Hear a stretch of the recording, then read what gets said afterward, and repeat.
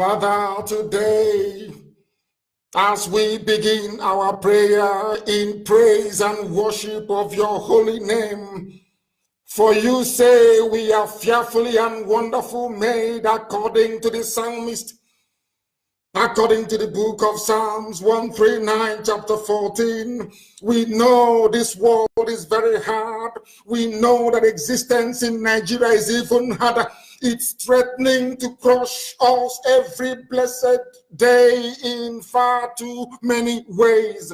Not just we, dear friends, but every ethnic composition unfortunate enough to be lumped together by Lugard in the damnable contraption that they call Nigeria. Physically, we cannot always outrun the ailments of our bodies. Sickness and injury take hold upon us. We are not always healed to the original state of our health. Mentally, we are bombarded and pulled by unfiltered thoughts threatening to run away with all that we represent on a daily basis. Spiritually, you promised us a battle in this life. The Janjaweed from the north, the Alamajiri, the sponsors of Boko Haram, the terrorists who go into political office to wreak havoc and mayhem upon the lives of the defenseless. They are threatening our very existence, and you have decreed that Biafra will come, that your children may be saved from the iniquitous existence in the colonial British contraption designed to enslave, to cage, to ridicule, and to destroy your children. You must bring our hearts to focus. We plead the Elohim, your truth at the start of each very day. We expect a battle. We will get a battle, but also your deliverance is near, because that is your promise. You are God. You never fail. The same way you were yesterday, you are today, and shall remain forevermore. Father in heaven, in overwhelming moments like these, when we are being overrun by Fulani headsmen, when we are having puppets being installed in Imo State to serve the whims and the caprices of the Fulani Caliphate, for moments like these, we seek your truth as we are reminded that you are our hiding place. You will protect us from troubles. You will surround us with songs of deliverance according to the psalmist in the book of Psalms, chapter 32, verse 7. You will remind us of the greatness of our faith that have gone before us in bravery. With courageous faith in your protective hand of deliverance, we pray this very evening. David defeated Goliath against all odds, and even after being knocked the run for his life from King Saul, he cried out unto you in faith, and you delivered him. Even after he made terrible mistakes, but you delivered David, loving him until the end. We remember those that have died and have fallen in this very effort. We remember those that have gone before us to shed their blood for our freedom. Oh, Heavenly Father, we commit them unto thy hands. Our faith shall sustain us. Our resoluteness, O Elohim, shall grant us victory in the end, because you will lead this very army. This very army will stand in front of them as we go into battle to confront the forces of darkness that have brought misery, death, and pain upon your children.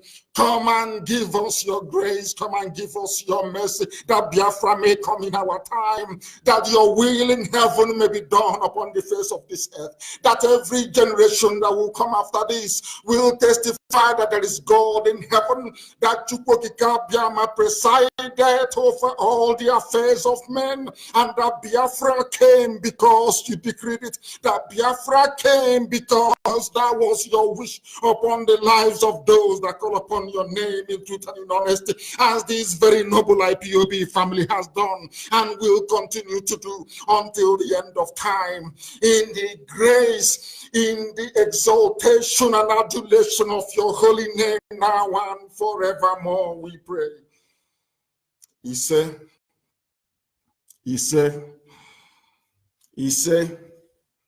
We must preach this very gospel, the gospel of deliverance, the gospel of restoration, because without Biafra we are nothing.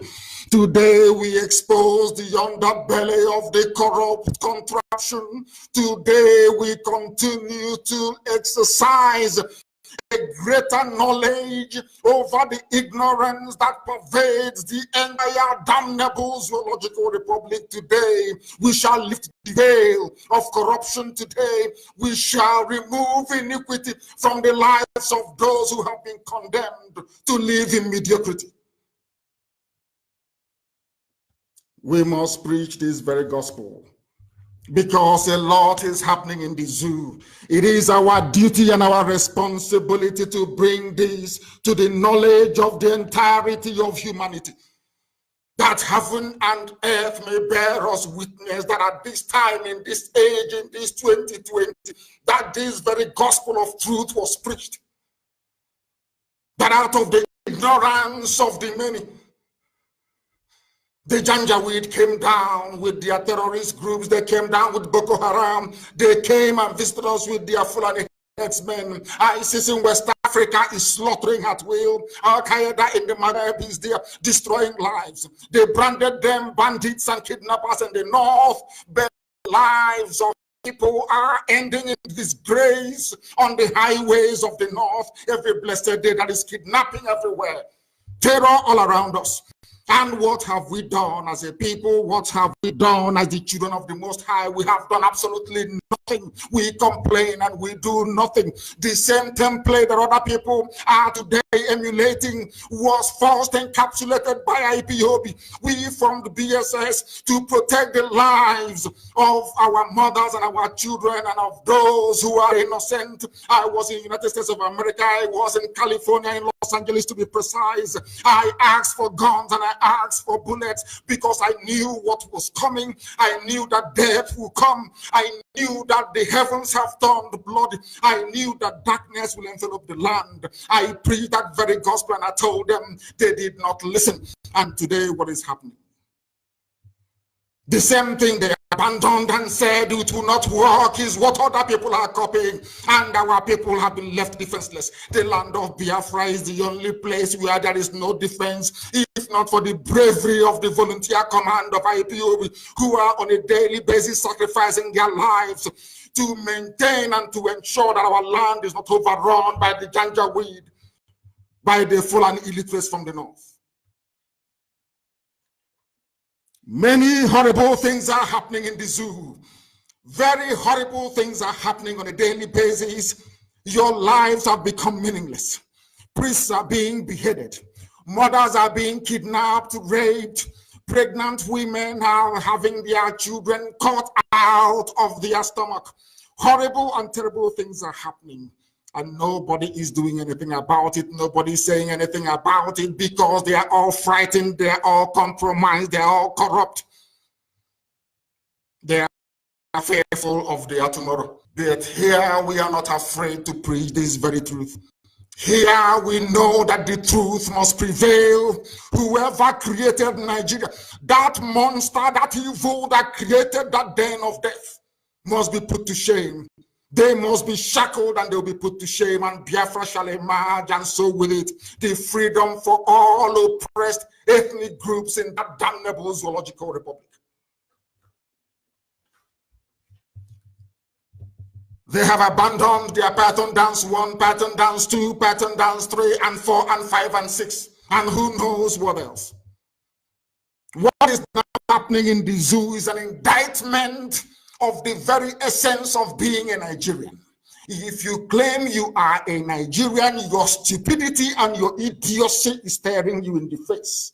What the Fulani Janjaweed have done to your lives is a demonstration that it is your natural right, obligation, and duty to rise up to oppose iniquity, as represented in the government of the Fulani Caliphate you have in Asarok.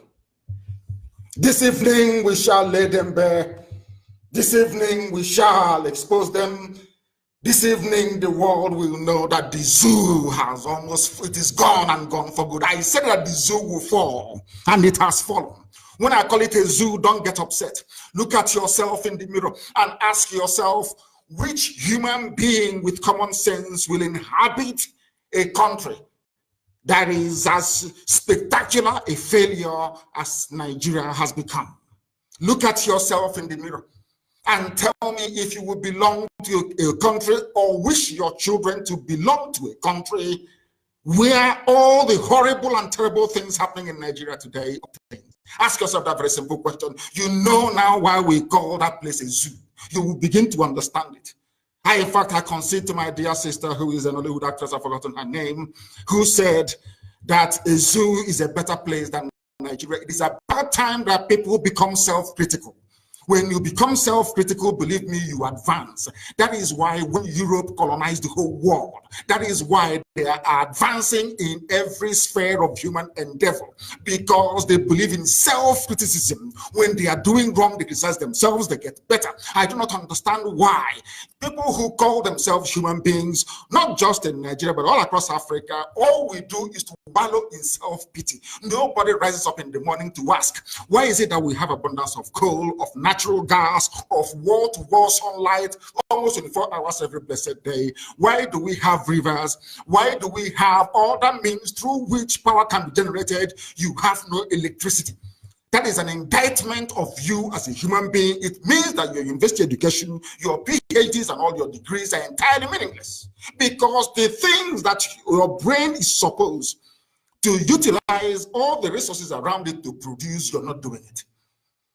Are Europeans with 2 or 3 heads? I'm asking you. Those who are advancing in Far East Asia, do they have 2 brains in their skull?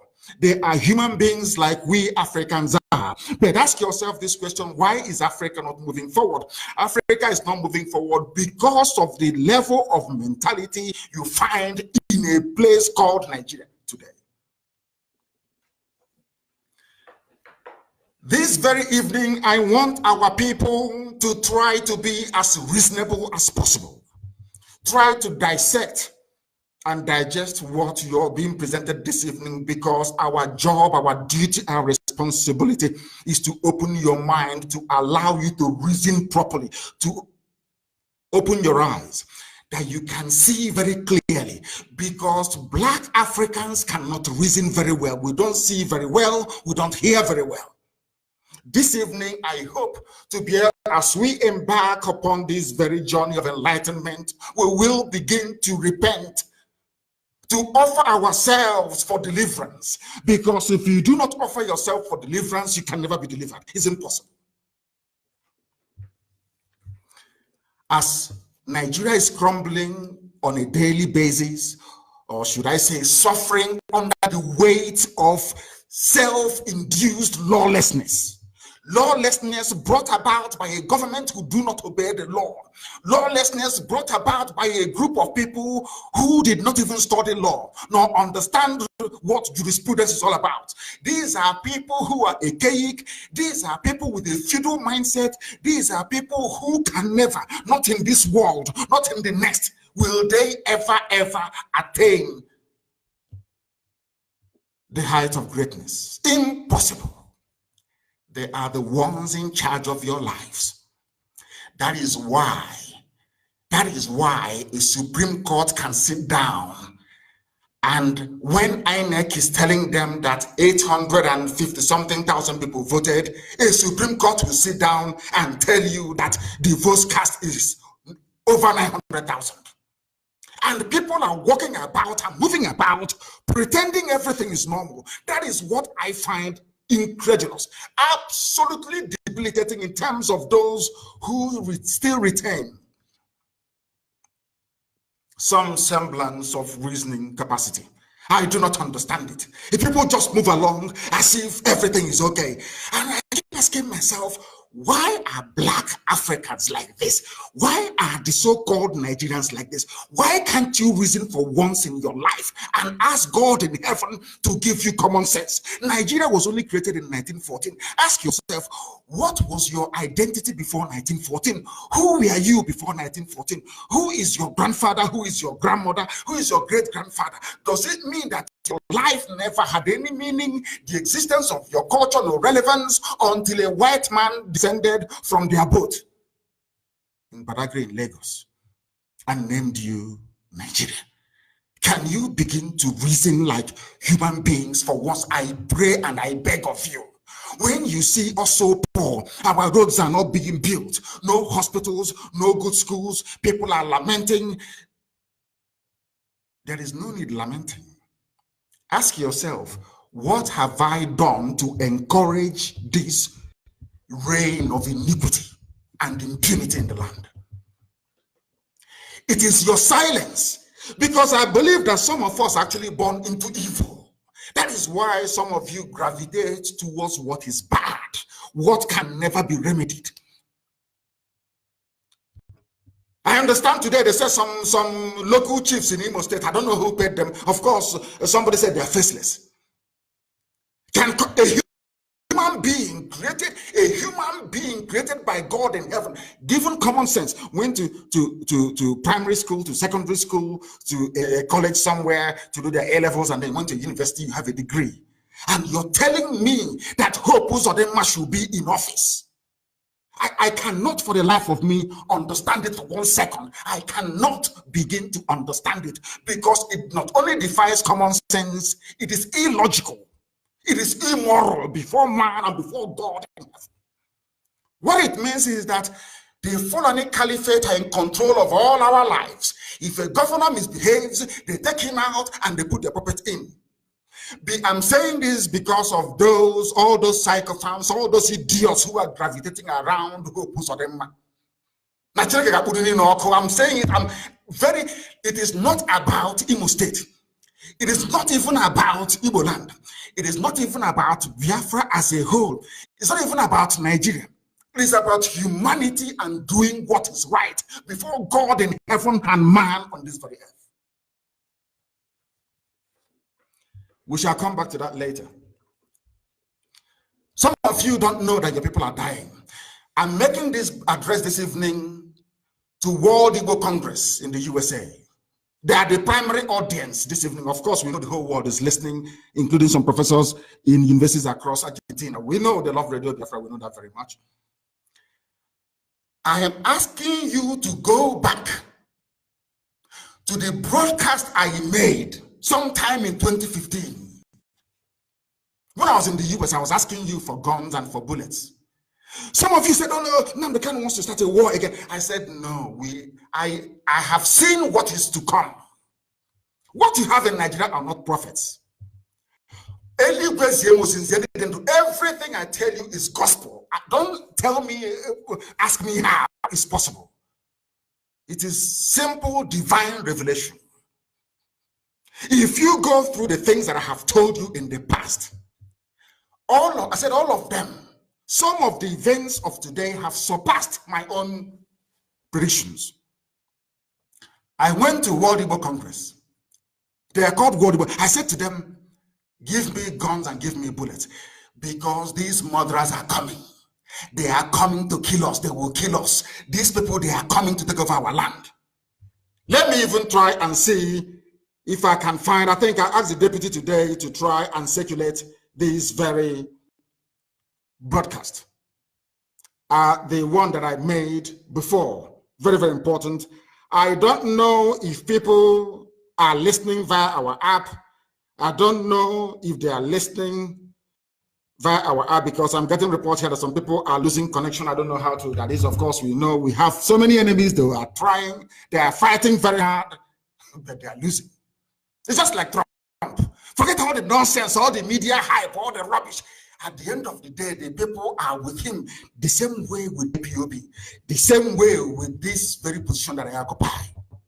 Forget all the nonsense you're hearing. Oh, this person said this from a job. We are not Biafra, we are rubbish. Go to the ground and ask the people. They will tell you that their heart, their mind, their soul, and their body is with this very IPOB. They recognize the importance, the relevance, and the great work that IPOB is doing. I went to America and I said to our people in the USA, give me guns and give me bullets. The zoo, being very clever, of course, advised by the British, said, oh, charge him with treasonable felony. He wants to cause a war. I said, no. Today, don't you have Amotekun in Yoruba land? They will carry guns. Today, you have something called, is it Damboro Bashege in the north? I don't know what they call it. They said they formed it 2 days ago. Is it not something I was saying to World Labour Congress? Today, as I'm speaking to you, our houses are destroyed in Ebonyi. Our defense in Ebonyi cannot stretch for the number of miles that the Nigerian army and their backup, the Fulani bandits and the terrorists are attacking on a daily basis. Some of you don't know this. When you see it, in fact, Chinasa give it to Amaka. I want it distributed now to let our people know what is happening in Ebonyi. They don't understand what is happening in Ebonyi. And sometimes I feel sorry for the governors. I never thought I'd hear myself say this. I feel sorry for them. You have seen what happened to Hedioha. For hosting one Ahajoko lecture, he was one Ahajoko lecture. And somebody, I don't know if it was Obio Kole or was it a moderator who was interviewing him, asked him, said, why is it that any time people gather from the east, the north will get very jittery? Just one Ahajoko lecture. And one birthday party for Mbasuri Kambeji. That is all. For our dear father, of course, he's our father, Mbasuri Kambeji. Only one birthday party. And they said, he must go. He's trying to bring the people together. He must go. And some people in Imo State will have the temerity to open their mouth to talk rubbish and say that, oh, Pusonima should be in Douglas House. But we are coming for all of you, one after the other. Mad, insane people. It's nothing to do with, I don't know who Emeka Hedioha is, I don't want to know. I don't give a damn who they are. In fact, they're all the same thing. They're all Abuja brought up. They're all the same. But what is right is right. This IPOB stands on the side of justice all the time. I said justice all, regardless of who is involved. When I was in detention, some of you may have forgotten, I fought for the release of so-called Boko Haram suspects because I knew those young boys from Niger State were innocent. I fought for them. Some of you may have seen the clips. When I used to go to Federal High Court in Abuja, I used to stand in, I called the journalists and I called the parents of these boys suffering at the hands of the DSS. Inhumane conditions are being kept. I asked them to speak up, and some of them were released as a result of that. We fight injustice regardless of who is affected, regardless. And what is happening in Imo is a travesty. It's a shame on Imo people, not just on Imo people, on the entire Igbo race. It's a shame on the entire nation of Biafra, on all of us, on everybody. It is a shame because, as I've warned you before, if it goes in through one ear, it comes out of the other one. Somebody, they're scamming us. So look at these Biafrans. What are they doing? They're scamming us. But today they're slaughtering you. And everything I said, has it not come to pass? Have they not abandoned the north to be circulating in my village? Yet some of you cannot reason. A war is going on in the north. Terrorists are taking over local governments in the north. And the so-called army designed, equipped to fight them, they're in Islam perambulating. And some of it is normal. That shows the extent of depravity in your brain.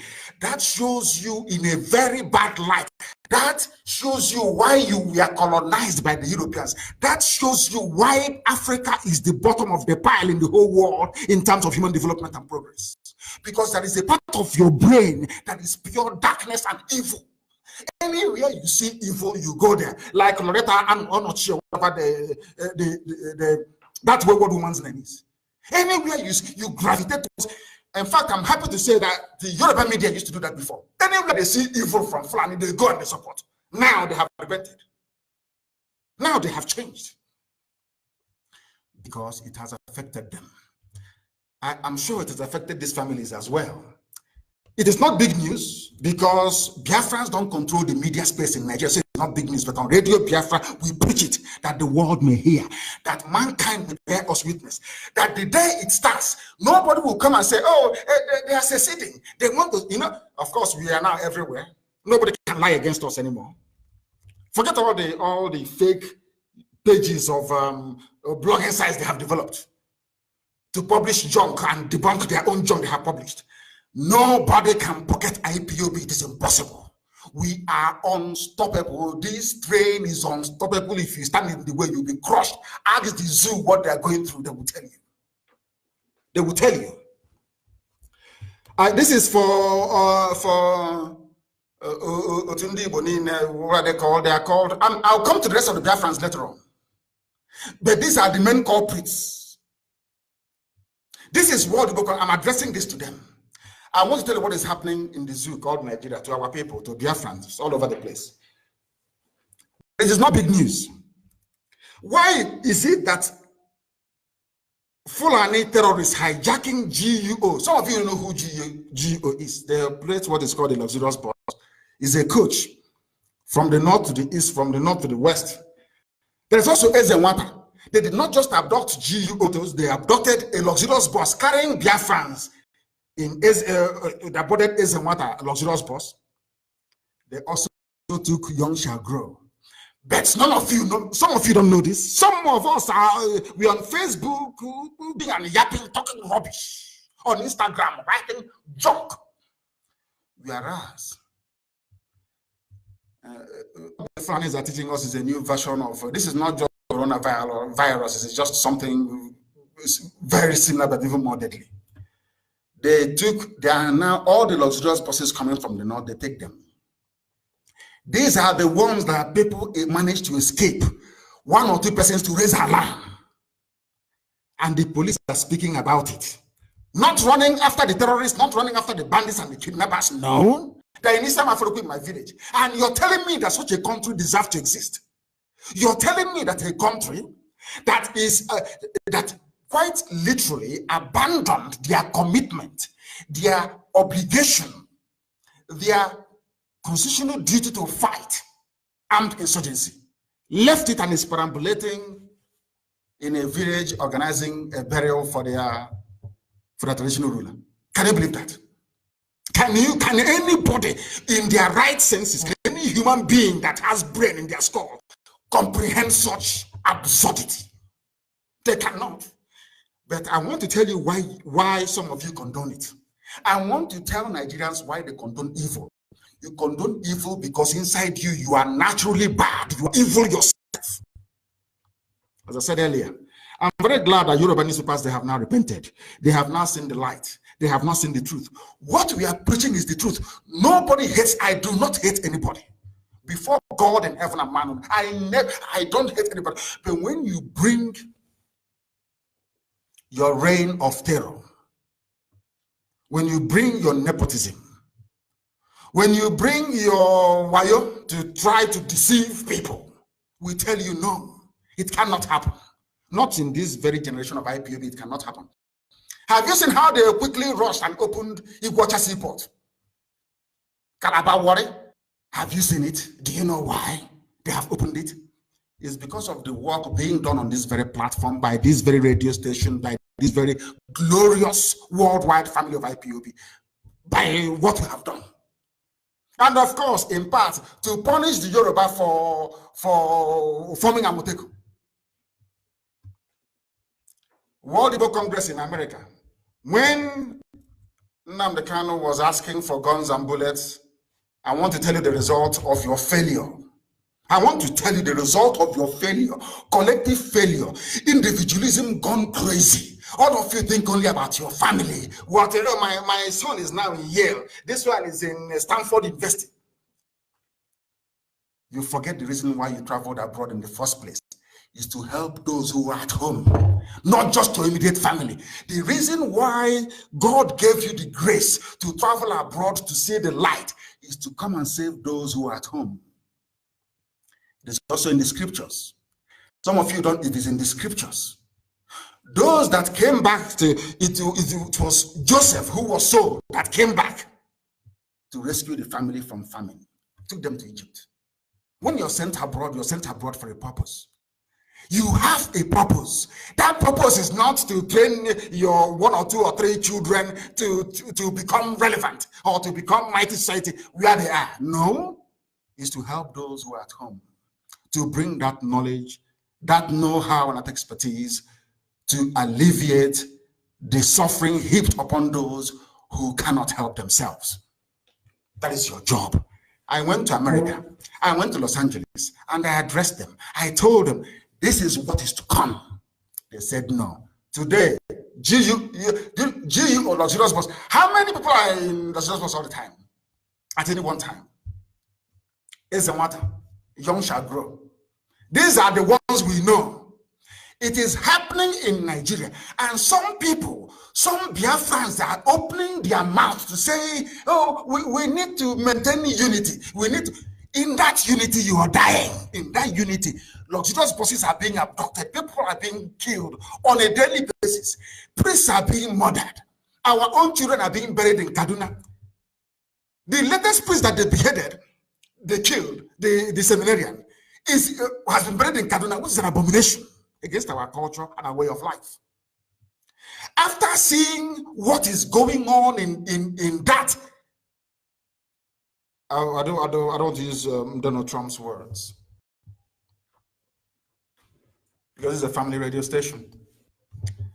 After observing what is happening in Nigeria, you're telling me that somebody that has or claim to have common sense will rise up and tell you that they believe in one Nigeria. Let's work for unity. I am telling you that you are the personification of evil. If you can stay in a country where people who are traveling, innocent people, on a bus, the bus was hijacked. Did they hijack any Dangote trailer? Did they hijack any of their transporters enough? No, it is the ones belonging to Biafrans that they hijacked. You're right. This your Biafra is a scam. This is you're doing. You're talking rubbish. The janja with it to remain. People who they say, oh, NNAMDI KANU is very vulgar. What I tell you the truth. There's something that you strong of. The ordinary people understand what we are preaching, that we are preaching the truth. Ordinary people understand it. G.U. Omoto says, and what a young Shagro, they're all gone. It's not from me, it's from their Zoo newspaper. The Nigerian police on Monday said, G.U. and what a young Shagro, we are taking on local road. People missing. Mothers being killed left, right, and center. A boy under siege. And what are you people doing about it? Absolutely nothing. You come and you will tell me that somehow it is good. Let's remember, for those belonging or campaigning, or should I say, arguing for Nigeria to be sustained in its present form. Go and say that to the 4 seminarians abducted from Kaduna. I was talking about Nnadi Michael. He was found dead. He's a follower of Christ in an area where they said it is haram to do so, and he's been killed because those around him believe in one Nigeria. If not for one Nigeria, would he be enough doing seminary work? He's been killed. What will Khan do? Nothing. If he provoke us, or we'll do something. We've been hearing it for nearly 18 years, and nothing has happened. When we preach on this platform the simple truth, you see some people say they want to open 4,000, not 10,000 churches. You see how mad some people are. They call themselves preachers in the zoo. They go and they mount the pulpit and they talk rubbish. They collect tithe every Sunday. That is why in fact, when I pray, I will pray to God to tell my mother and my father what he put in the brain of black people, to be honest with you. People are dying in the zoo. Every blessed day, kidnapped, anarchy everywhere. As I told them, if some of you can recall my interview with Sahara Reporters, I said, if you do not give us, write it down. If you do not give us Biafra, Somalia will be a paradise compared to Nigeria. I said it. Have you not seen it? Today, Nigeria is a worse place to live than Somalia. Go and check the terror index. As I told you, it will happen. When we say this, because some of you, you knew when we were going to school, when we grew up, you don't, I'm not, I didn't open a Pentecostal church, so you won't understand, but I appreciate what we're doing, what we're saying. But everything we say comes, I said it. Biafra is the key. If they don't let Biafra go, believe you me, Chukwukika will destroy Nigeria beyond recognition. That what will happen in Nigeria, people will be wondering, how is that possible? Write it down on this day, February 8, 2020. That is what I said. February 8, 2020. If they don't give us, sit down and watch what is going to happen to Nigeria. You think what is happening now is lawlessness. The real one is coming. The real lawlessness is coming. Because God, people say, oh, God told me, God, yes, I'm telling you. Because everything I say comes to pass. I told them, when I went to America, when I was at World War Congress, I was telling the whole world that they are coming. Did you believe me? When I told you that they were coming, did you believe me? Have they not come? When I told you that Nigeria will be worse than Somalia, did you believe me? Go and take the terror index. It is there. In black and in white. Nigeria is a more dangerous place to live in that. We've not even started though. Some of you don't know what is in store for you. When it happens, I will tell you, I told you so on February 8, 2020. If you support one Nigeria, believe you me, Nigeria will consume you. You will be eaten alive. You'll be eaten, you'll be alive and breathing, and your flesh will be torn off your body. One of the 4 abducted Kaduna seminarians, his name was NNAMDI Michael. He was found dead. One Nigerian. Let's move forward in diversity. He was diversifying in Kaduna, and they killed him there. Now, let me ask people one question. And also for Yoruba journalists who write junk, most of course, we are now friends. Of course, Yorubas are my brothers now, so I won't say anything against them. But I'm just saying, there are still some from Kwara State, with due apology. There are some remnants, some die-hard Fulani apologies from Kwara. They're in Lagos somewhere, still writing junk against Biafra and trying to promote their one Nigeria.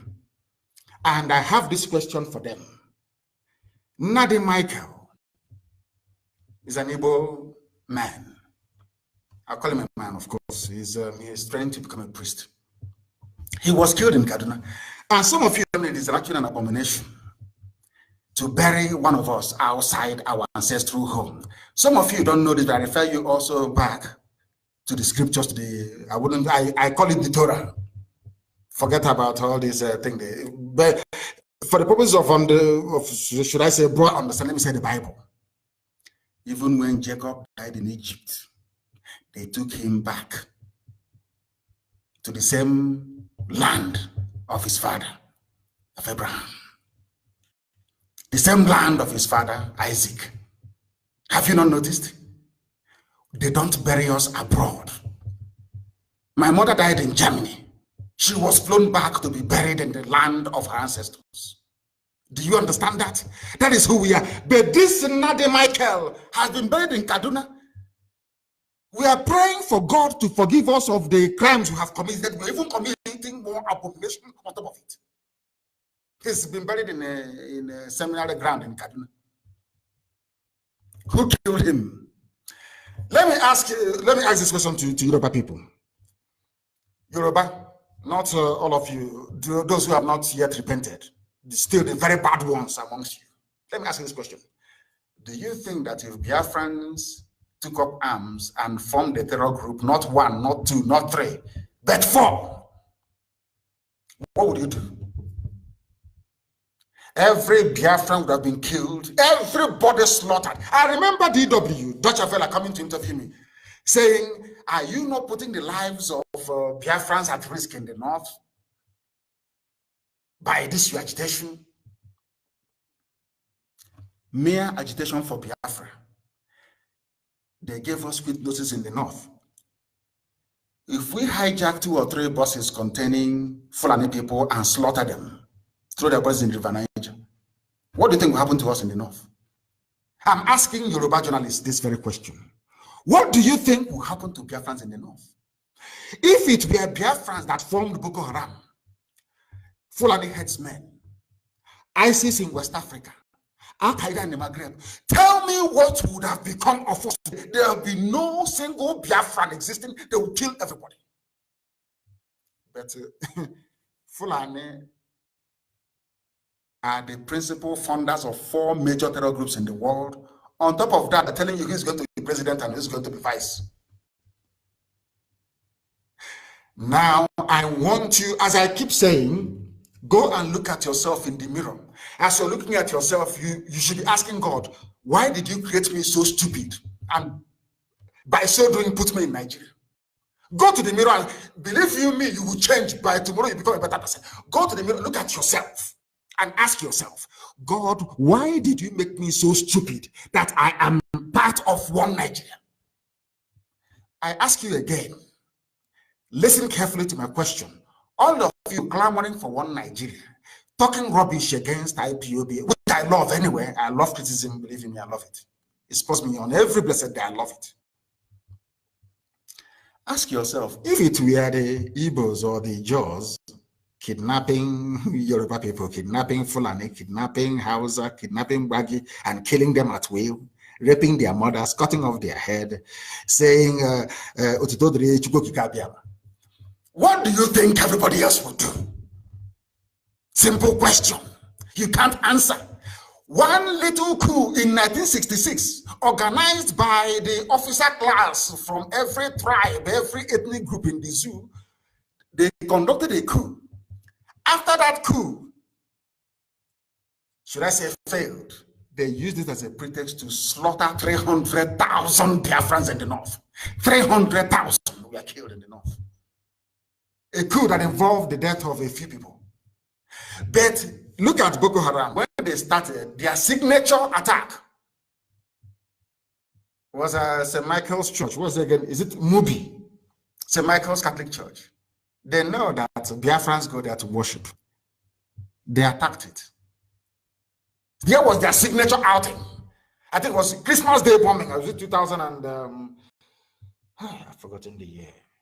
I think Deputy will remind me in a second. Remember it? People died. We brought them back to Anambra. We are crying and saying, oh, the family has been wiped out. Oh, can you see there are no more? After that, we foolishly packed our bags and went back to the north. Today, what they are now doing is, since you're not here, they wait for you on a bus. As you're coming back, they offload you and they kill you. All you do is you go to Channels TV, you go to AIT, you go to one of those idiotic talk shows you have in the zoo that makes no sense. And you'll be there talking rubbish. We need to move this country forward. We need to look at insecurity in the country. All of you are frightened to say that it is the Fulani who are doing the killings. You are frightened to say the truth. You are frightened to say that the Fulanis are savages. These are savages from the darkest recesses of hell. You cannot say it because you're all cowards. Those of us in IPOB risking our lives, doing everything we can to enlighten the whole world about what is happening. You're just saying, this thing that they are doing, that shows your level of stupidity and idiocy.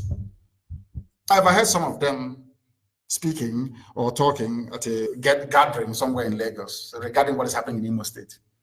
Governor of Imo State. And people just, some call him Excellency. And I said to myself, no, this is not the Igbo race. This wasn't the Igbo race that we read about, that Professor Donald taught me about. This is not, this are chaff, this is not, you want to have this is not the Igbo race. It's not, God forbid. The original Igbo race never tolerates evil. Never, I said never. They never tolerated evil, regardless of who you are. They never, ever tolerated evil. Some people are calling Hobos or them Excellency. And you're telling me that these are Biafrans, they have the blood of our ancestors in their veins. Is that what you're telling me? Of course not. Such nonsense must stop. They have killed the seminarian, he's dead. His name is NNAMDI KANU. Dead, abducted them, and they slaughtered them. And tomorrow you talk about one Nigeria. Let's move our country forward. I say, may shame be your portion now and forevermore. Shame befall you and befall your family and your household. You are evil. Anybody preaching one Nigeria is evil. It's working for Lucifer. You are evil. You are Satan incarnate. Shall we go with you? May what Nnamdi Michael went through, may your children suffer it. May your grandchildren suffer it. May they be beheaded at the hands of Fulani, wild beasts and terrorists in the north. Listen carefully. I preached before for World Igbo Congress in America. This very next item we are going to look at is for the zoo. Those that call themselves Nigerians. Those who sat there, they are there. Their house is burning. They are killing their military in Borno, seizing their vehicles, overrunning villages. The same army, the same Nigerian army, with their one-star general, is in my village patrolling. Patrolling the venue of a funeral service, burial ceremony. Burial ceremony. Now, I want people to begin to appreciate the depth of evil in the zoo. You are telling me that ISIS in West Africa, they call them ISWAP, they killed 3 soldiers, 3. They seized 2 military vehicles in Borno. This is according to their paper in the zoo, Punch. Nothing is happening in the north. The soldiers who are meant to be fighting insurgency is in my village, in my compound, patrolling, circulating every day. And you're telling me that such a place is a nation, is a country, that they deserve to have a flag flying. A country of supposedly 200 million people.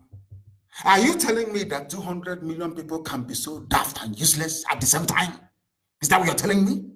That 200 million people can be so stupid that terrorists are killing your soldiers. Those soldiers are in a peaceful, quiet village in Biafra land, perambulating. And when I say there's something wrong with the brain of a black man, people don't understand it. There are vehicles we have seized in Borno.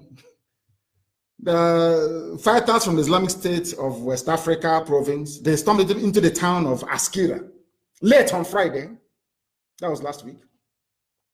They went in a dozen pickup trucks, guns blazing everywhere.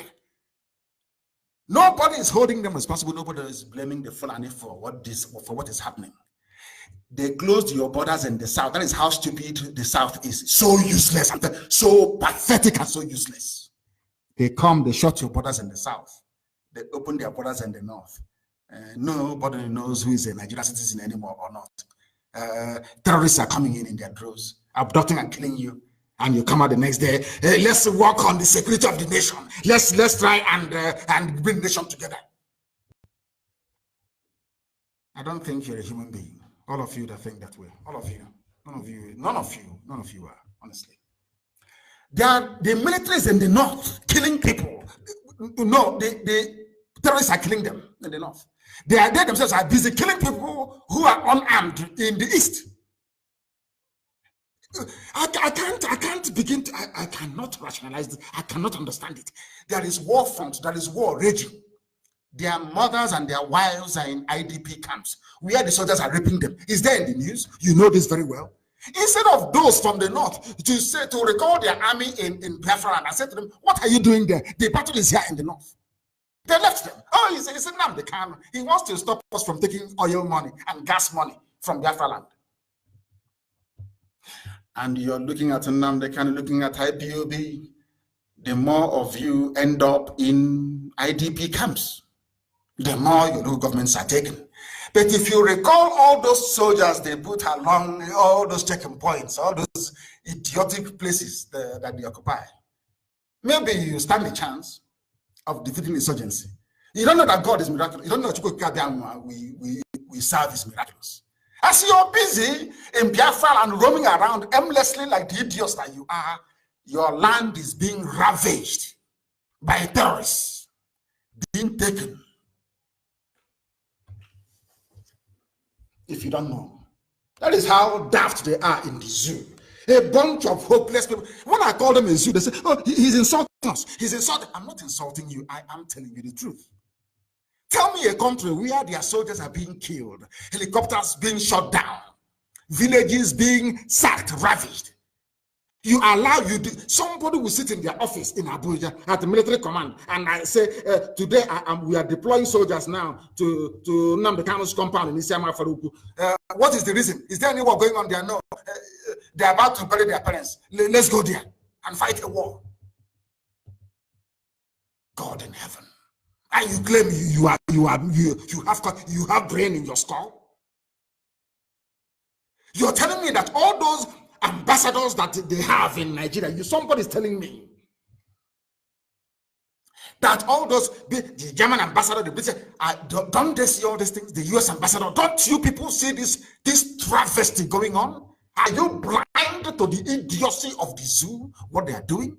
Are you that foolish that you cannot see what is happening in the zoo? You give them support. Mike Pompeo gave them 40 million a few days ago to support them in the north in what they are doing. But the 40 million is being spent sending troops to peaceful area to go and kill innocent people, whereas terrorists are in the north ravaging the whole place. And you're telling me that such people are human beings? And is that what you're trying to convince me? You're telling me that we Africans, we are normal? You think I'm going to pet you? Oh, I'm black, I'm proud. Rubbish. Your brains are empty. You cannot reason. Because if you can reason very well, there is no way you produce cocoa in Africa and import chocolate from Western Europe. If your brain is normal, there is no way you can have all the natural and mineral resources you have in Africa and you're drowning in the Mediterranean. There is one simple reason for it. We are daft. Daft to the core. What did you say? Oh, I have PhD. I went to this school. I went to that. Your brain is empty. The collective is what matters. Collective, not you as an individual. A lesson that World War Congress must learn. A lesson they ought to learn. In America, I know more from I'm a pharmacist, I'm a doctor, I'm a nurse. I run my own business. Just you. The day you die, your children will go and marry Mexicans and your name will be gone forever and ever. Mad people everywhere. They are Benin. Kidnappers open fire, abduct passengers on Lokoja Abuja Highway. Vanguard newspaper. These are what I'm telling you. You know, before they will say, oh, they fabricated the story. It's a Biafrans. They are fabricating story. It's from their paper in Nigeria. Nigerian newspaper, daily. Vanguard. Kidnappers open fire, abduct passengers on Lokoja Abuja. Why can't the army in Biafra and the army in my father's compound, why don't they go and patrol those? That is their job. Go and patrol Lokoja Abuja Highway. They won't. Because they are all in the same game together. They are all terrorists, all of them. They have one agenda to Islamize and to enslave all of us. Forget all their nonsense. Once in a while, Sultan of Sokoto will come out. We need to maintain tolerance, all of us. They know what they are doing. How they go get? Of course. They are chewing you away, alive, and they are blowing soothing breeze. One person is a Buratai is there conducting or waging a jihadi war against Biafrans. And they bring us Sultan. We are one people, religious unity. That buffoon go on. Oh, let's pray for one Nigeria. His own village is gone. If you doubt me, go and ask T.Y. Danjuma. Is Plateau not gone?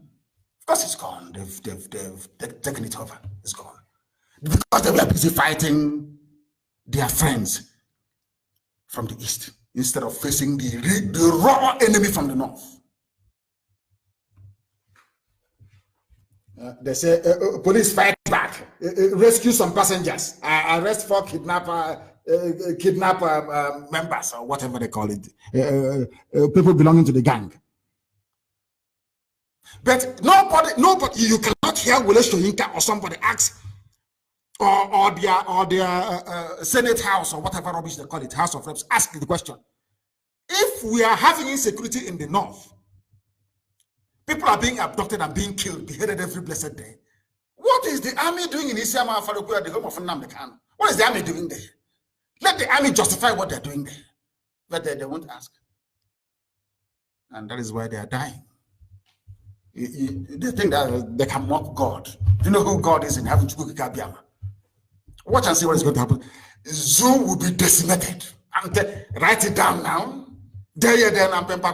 I don't believe in, I'm not on Baka or any of these idiots. One envelope prophecy. What I tell you is what is going to happen. I speak with the divine authority from heaven. I'm telling you that the zoo, you see, God in heaven will destroy Nigeria beyond recognition. Write it down in a piece of paper. It's called implosion from within. They will eat their own flesh. What I tell you is from heaven, direct. I in fact, to give that clip to Amaka to distribute so they will hear it. In 2015, I said it. I made it very, very clear to the whole world that it's coming. I warned you about ISIS before they came. Didn't I warn you about what is going to happen? In 2015, let me see if I can actually find the clip and play it, that the world may bear us witness. Yes, thank you very much, Solomon. Sorry, St. Teresa Catholic Church in Madala, I remember. St. Teresa's, 25th of December, 2011, when they planned to get rid of Jonathan. President Goodluck Jonathan was in office. This was the opening salvo that we have come. You must be gone. I went to Sweden. Some of you don't know. I went to Sweden. I spoke to a very powerful journalist in Sweden. I asked him what is happening. He said, oh, Jonathan cannot tackle the insurgency and the terrorism with an ex-general who can do it. I said, from here in Sweden, you know an ex-general who can do it, and it's Buhari. At that time, I knew, of course, what the zoo does best. They have shared all their money. I keep saying it all the time.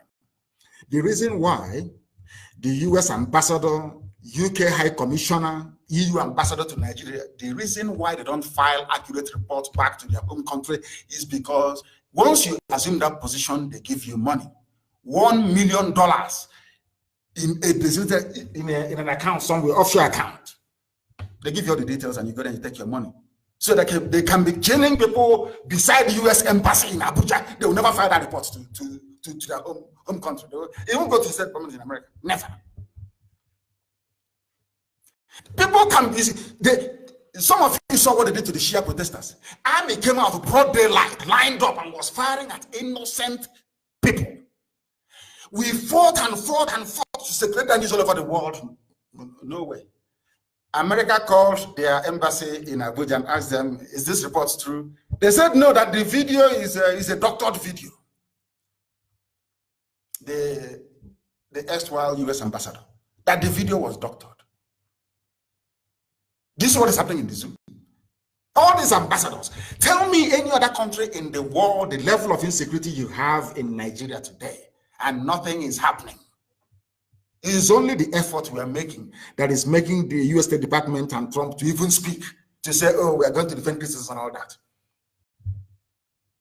No, we want to maintain peace in Nigeria so that the region will not collapse. Who told you the region will collapse? What was the region like before Lugard came? We want to go back to where we were before you came from Europe to colonize useless, hopeless Africans. Yeah, I know some of them will start cussing now and run away from the truth. But it's the truth. I'm telling you the gospel truth. You are all there. I'm in Nigeria. Where is my flag? Where is my badge? I'm in Nigeria. We Nigerians, be patriotic. Are you not ashamed of yourself? Are you not ashamed of yourself? I'm asking you. So you're telling me that a man can come from Europe and come to your land and tell you who you are. And I ask you again, before Lugard came, before 1914, what nationality was your grandmother or your grandfather or your great-grandfather? You can't answer, can you? Because you're black, you're stupid, and you're dumb. Your brain is sealed. with idiocy. You cannot reason. That is why you are proud to answer the name of a country created by a white man. Shame on all of you that call yourselves Nigerians. Shame on all of you. I say, they are killing people. No wonder they are killing people in the north, and the army is in this same for patrolling. That portrays, or should I say, betrays your idiocy. There are bandits hijacking luxurious buses. They are burning our markets. Some of you still pretend, oh, every market is on fire. Oh, wait, the market is on fire. Oh, the market is on fire. So you don't know they're all coordinated terror attacks by the Muslims, by the Fulani terrorists. You don't know that? Not by the Muslims, please. Don't get me wrong. Not Muslims, but by Fulani terrorists using the name of Islam to commit impunity, burning down our markets, timber shade everywhere on fire. They had their cattle towards timber shade on the market. In the night, they go and they light it. If you catch them, they'll call the GOC of 82 Division, Haruna Musa. Release him immediately, release him, he released. Those arrested that went to Uzo 1 to kill people, but they not release all of them. In Anambra, if you kill one of us, you give us 500,000, according to Governor of Anambra State, Obiano. And some of you are walking about as if everything is normal. And you're telling me that your brains are correct. Oh dear. Unbelievable.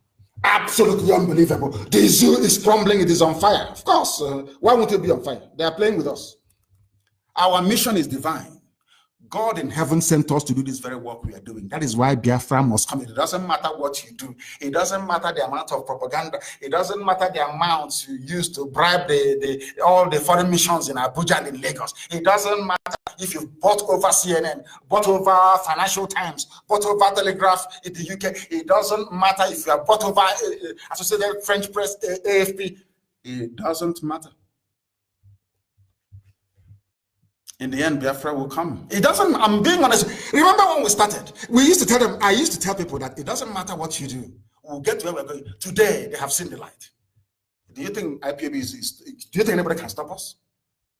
Let's be very serious. Do you think anybody can stop us? Nobody can. Not even that wretched slave Okon says he's the CP of ABIA State, Police Commissioner. IPOB should not come to Isiaba Farouk. They shouldn't come to Umai. They've been designated a terrorist group. The idiot is there, and the Fulani headsmen are killing people in his village. He is wearing police uniform in Omai, talking like an animal without a brain.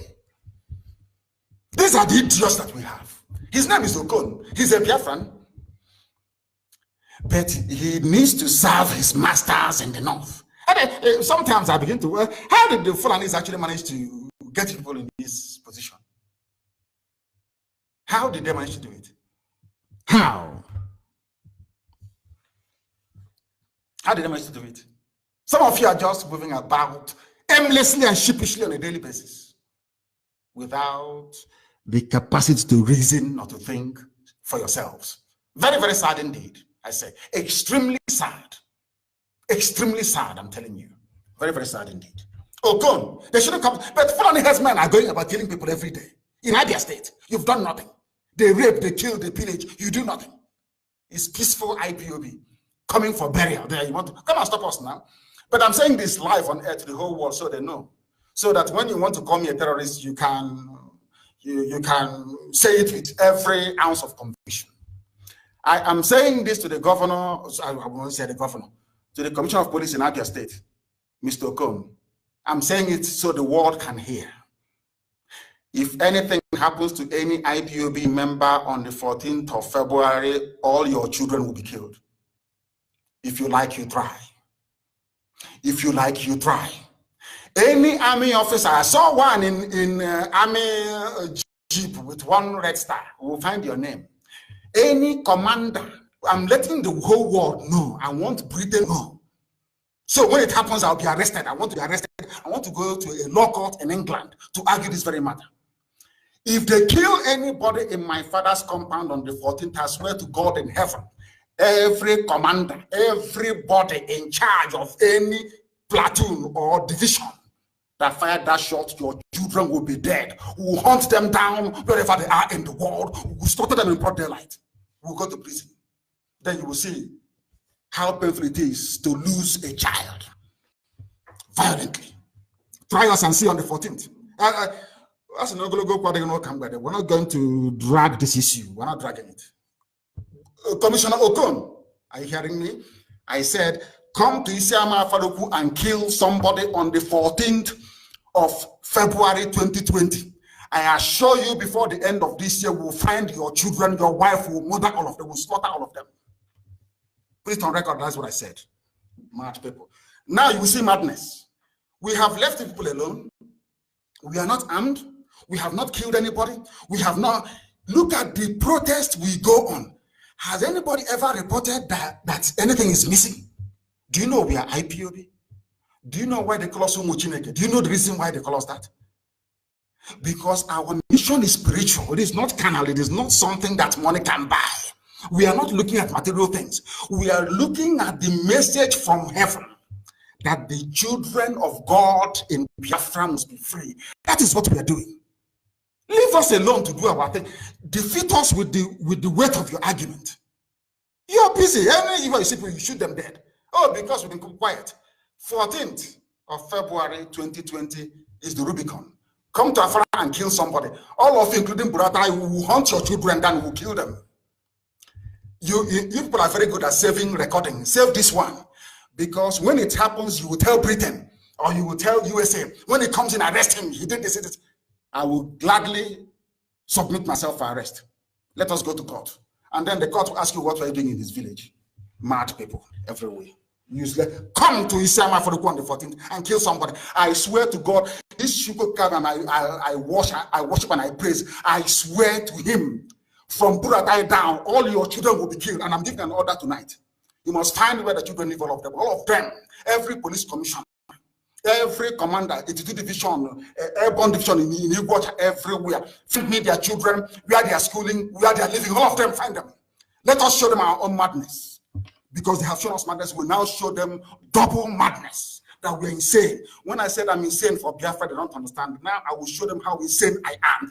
Their children will be killed. I'm telling you this. Come to Afra and shoot on the 14th. You see what will happen to you. All of you, one after the other. Okon, I'm warning you. I'm placing you on warning. I'm letting, because before I do something, I tell you what I'm going to do before I do it. I'm telling you now, come to Afara and kill somebody in my father's compound, my father and my mother's burial. Your own children will die. You can't bury them. Those who are good at issuing quick notice, prepare to issue quick notice.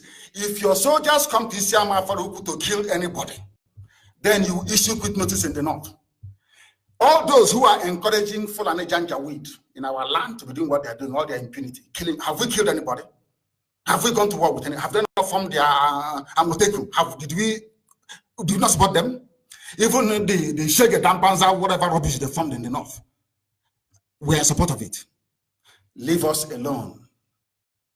We are not armed. Leave us alone. This idea of police coming to people's houses, going to my lawyer's home to go and kill people, that nonsense should stop. If you come to this, I'm telling, I want the zoo papers to write it down, what I said on this very day, on this very podcast.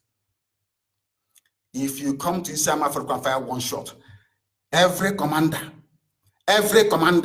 that commander that led them to say, shoot, you're not shooting at terrorists in the north. You've come to my village to shoot people. At my own parents' funeral, you will bury your own children. From Buratai, if you like, go and hide them in Saudi Arabia. We are there. Go and hide them. That time you will know how fun. Ask yourself this question. You think that Boko Haram, they are fanatics. In IPOB, we are madder than they are. Come and shoot. Then can result in a few weeks' time. Then you'll be issuing invitation to people. Come, I want to bury my children. They have been killed. That thing you want, you people want, you will see it. Including Ohaneze and the governors. That thing you want, you will see it. Since you people are women, you are so useless. You are so useless, you have no mouth. An idiot, an ill-educated bastard will come from the north into our land with military convoy and be killing people, and you keep quiet. All of you, you will see what will happen. Come to Isiama Faruku and shoot. And you will see what will happen to you. We're not going after just only your children. So you know what it means to buy casket. You know what it means to weep. Your names will be wiped off from the face of this earth. Your name will no longer exist. Come and try us then, and you will see. Before, we've left, we go to pray in the field, you come and you kill us, you go. We go somewhere, we kill us, we go. In my own father's compound, my father's burial, my mother's burial, you want to come and kill people in my compound? Come, we are waiting for you. Mad people everywhere. Have you heard people before complain that we abducted people, that we killed anyone? We are preaching the gospel of peace and Biafra restoration. You cannot handle it because of your waywardness, your backwardness, your illiteracy, and your savagery. You do not understand what is called public discourse. You don't understand it. You cannot defeat us in a debate. That is where anywhere you say, yeah, they're terrorists. We filed an appeal for nearly 3 years now. You are there dribbling and deceiving yourselves after obtaining ex parte motion. Shameless zoo, shameless country run by idiots, left, right, and center. Mad people everywhere. Is it only us who are complaining? I keep saying this. My deputy tells me all the time, don't say it, don't say it. I'm sure now he'll be wondering why am I saying this out in the open. Deputy will tell me, Ucheme, for my deputy. Very good man he is anyway, by the way. Don't say it. Don't say that Buhari is dead. Listen, Buhari is dead. It's Jubril who is there. It is the message. It is the truth. I must preach the truth. The world may not want to hear it, but I am under instruction that as long as I'm behind this microphone, the truth must be spoken. The truth must be preached. And that is precisely what we are doing. Don't take my word for it. Some of you ignorantly and foolishly in the zoo. Look at that young man they sent to Ethiopia. They say he's Buhari. Let me tell you why I despise the way black people reason in Africa. I am the #1 self-critical person. I criticize myself. I'm myself included. Let me tell you why I lost respect for black people. 2 things. You see, 1914, the so-called creation of Nigeria in 1914, and Jubril al-Sudani. Those 2 things made me realize the depth of the stupidity of your average Nigerian, regardless of how many degrees you have. Now, ask yourself this question. If the real Buhari were to be alive, what would Aisha Buhari be doing saying things are getting out of hand in Nigeria? I don't understand.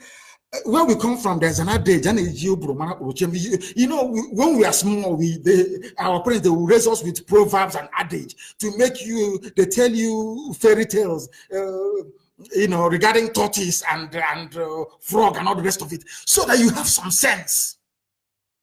Brain, you can reason. It's called discernment. You can discern. You can read between the lines.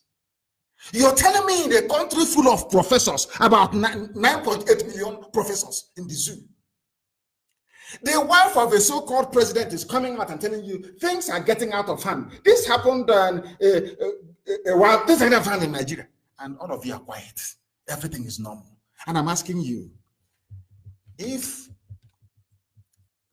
Melania Trump will come out and say that things are getting out of hand in America, what do you think will happen to the husband?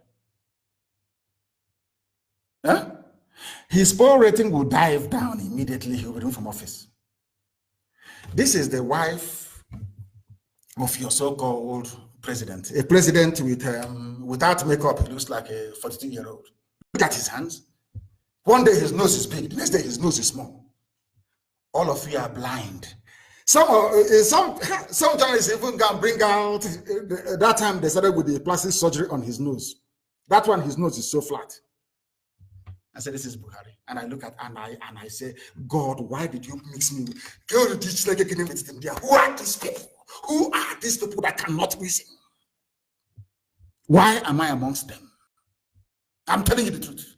Why? I ask myself, God, why am I amongst these people who cannot reason? Don't you have another use for me? Can't you ask me to do something else? Why Am I with people who cannot reason? Aisha is saying things are getting out of hand in Nigeria, and people are so sheepishly blind that they cannot put 1 and 1 together to give them 2. Very, very sad indeed. But we are here to educate them. We are here to educate them. Some of you don't know why Trump banned some people from the zoo from entering USA. It's because of their track record of terrorism.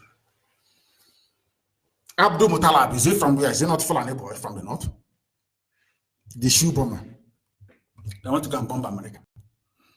And I'm saying to Britain, have you ever caught any Biafran in a terrorist act before? I keep asking Britain, why do you have this hatred? Where did this hatred come from for Biafra? I keep asking Britain this question all the time. What is the hatred? We believe in, you brought Christianity. Some of us believe in, some of our people believe in the Jesus Christ you gave them. We even have an Anglican church. My parents' body will be taken to Anglican church, St. Andrews. It's even asking St. Andrews in Isiama Faruku. Yet you hate. Oh my God. Doesn't make any sense to me. There's something wrong somewhere. You brought Christianity to us. You told us about all these things, weird and wonderful things in the New Testament. But you went to the north, they asked you not to preach Christianity, to accept Quran. You did. And when you were living, you gave rulership to those with the Quran. But Britain is supposedly a Christian country. People are dying. Prince Charles could not make it to Jos. They said it's unsafe. He ran back to the UK. That is the mess you created. But the most annoying thing is that those who are living in the mess, those who are living in the iniquity, those who are living in the mire, in the darkness of poverty and deprivation, they themselves cannot see it. Which always leads me to wonder, are these human beings with brain in their skull? That is why they cannot debate me. They can't debate me. They know they cannot last. I'm telling you, they cannot last for 2 minutes. They'll be vaporized. They can't, because they have no brain. They are animals in a zoo. They are called Nigerians. They cannot reason. There is war going on in the north, soldiers being killed, helicopters shot down, your mothers and your children in IDP camps, but your army is in my village patrolling. And you tell me that they are normal. You tell me that they have common sense. I want to see if I can really find that very, I want to call it prediction, because it's a message I give to the world. If you listen to it, you'll be saved. If you listen to it, you will be saved. They said our satellite is down. They said, of course they will stop it. That's what they always do. Our satellite is down. They fight us everywhere, but are we not winning? They fight us, are we not winning? Do we care really? Mazio Formas, you go and check, please get hold of him. They said our satellite is down. They said our satellite is down. Our satellite is down. Our satellite is down. That is what they said. Very, very sad indeed. Exceptionally sad indeed. Extremely sad. Very, very sad indeed. Very, very sad. We want our satellite to be up and running. Mazio Forma should look into it, please, Deputy, as well. If it is now back online, I want to be notified. I want to be told. Our app is also not working. They have taken down as well. You see how they're fighting us everywhere. I got information. Our app is not working. I want to know if the app is up and running again. Please do let me know. Our satellite is not working. Our app is not working. I do not know what is happening. I do not know. I do not know. We shall try again. We shall try again and try and see if this can be rectified. They are seriously attacking us, and we are going to fix it. We will fix it, of course. We will fix it. We will fix it. We are trying all we can to try and fix it from there. We can go to Facebook and join us on Facebook, please. You can go and join us on Facebook. Go and join us on Facebook if you can. This is Radio Biafra. We are live and we are direct. We are trying to connect. It is not allowing us to do so. It is not allowing us to do so. We are trying to go back to make sure that we connect. It is not allowing us to do so. Not allowing us at all to do so. This is Radio Biafra. You must bear with us. You must bear with us, please. You must bear with us. The enemies are working overtime, but we are defeating them. We are defeating them. There's absolutely nothing they can do about it. There is nothing they can do about it. Absolutely nothing. Please, Deputy, you must also check your side, because it seems to me that our main platform is down. Our main platform is down, and we are trying to fix. This is Radio Biafra. The time now is, I think we almost, is 8:30, isn't it? It is almost 8:30. We are trying to, that's in Biafra land. We are trying to fix this very problem. Is saying cannot connect live. It cannot connect. It cannot connect. And this is going to throw us off a little bit, because it is not doing it. It is not doing it. It's not doing it. I am trying to make sure that they are attacking our main software we used to broadcast. They are attacking it. Our main software. They are attacking our main software. Our satellite is okay. Please ask people to please go to Facebook. I don't know if there's any other place we are streaming this very broadcast live. They should go on Facebook to be part and parcel of this very effort we are making. Part and parcel of it. Part and parcel of it, please. This is Radio Biafra. We are live and we are direct. And the whole world is listening. They have attacked our main source that we use. You know, that's how the zoo spend money. They say there is no money to take care of the poor. And of course, 95% of the zoo is very poor. But they have money to be chasing IPOB and Radio Biafra all over the place. They know that this broadcast will be earth-shattering. They know it. They know it's Armageddon. They know it. That is why they are fighting very hard to try and attack us, and they're attacking us from source. Then we must continue. Headsmen have hacked to death 3 policemen in Delta. Fulani headsmen have killed 3 policemen in Delta. There is no quit notice for Fulani people in the east, no quit notice in the west, no quit notice in the middle belt. But their reign of impunity continues across the board. That is from their own paper as well, the Nation newspaper. That is from their own newspaper as well, The Nation.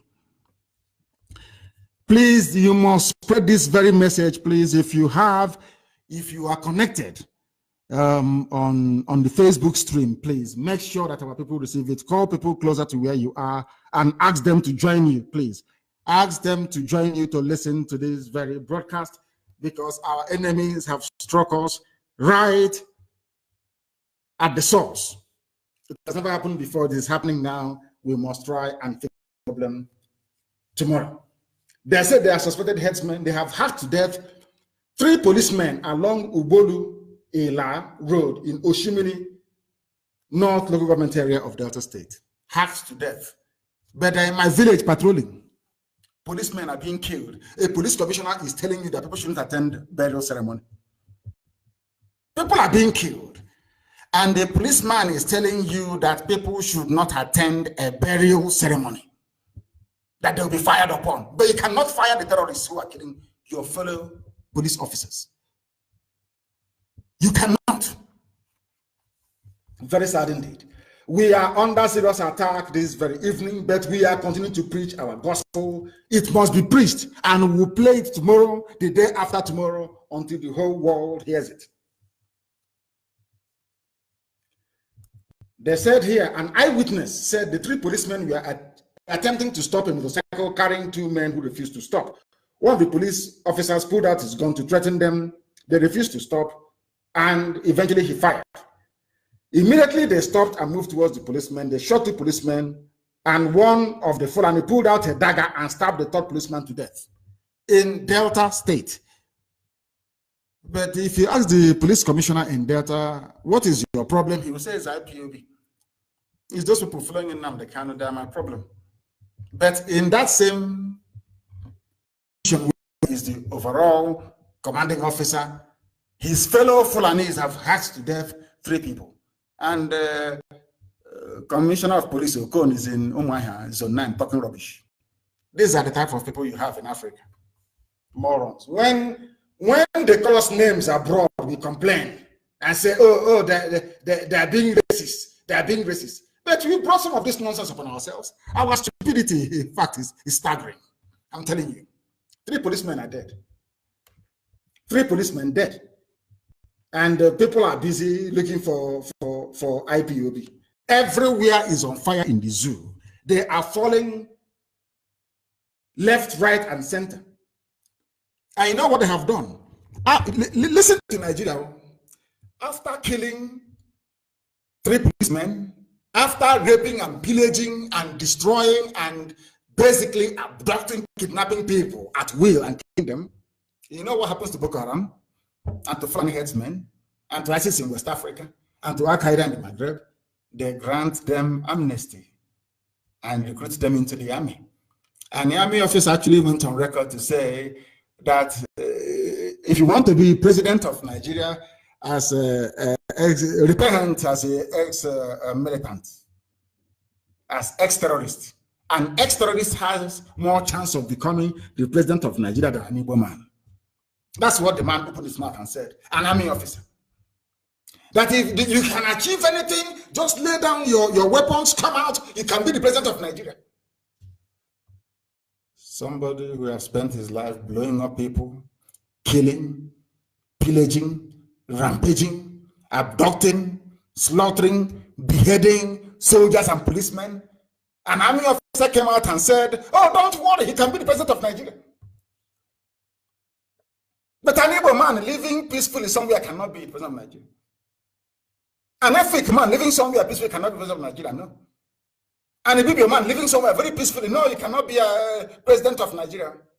But once you are an ex-terrorist, you have fought for the Fulani jihad. You have killed, slaughtered Christians, killed Biafrans living in the north. You can now put your guns down or your gun down and vie to become president of Nigeria, and you win. Meanwhile, Arewa Consultative Forum, Northern Elders Forum, they are busy saying, no Igbo man can be president, but a terrorist that specializes in killing people, that killed Igbo people in Madala, can become the president of Nigeria. And you're telling me that such a country deserves to exist? You must be out of your mind. I'm telling you. They grant them amnesty. What have the so-called socio-cultural gathering, those cowardly vultures, what have they done? Nothing. It's only to issue statements. They write to Guardian newspaper, Dear Guardian newspaper of Nigeria, we are not happy with the granting of amnesty to Boko Haram and to terrorists. We are not happy. This will divide Nigeria. Something should be done. And that's the end of story. That is the end of the story. It is finished. That is the type of country that some of you live in. That is the type of country that some of you exist in. That is the type of country that some of you say, oh, I'm a Nigerian, I'm very, very proud. What does that tell you about your brain, the way you reason, the way you think, the way you articulate issues? Granting amnesty to murderers, to killers, to rapists, but coming to Isiama Faruku to do Python Dance 8.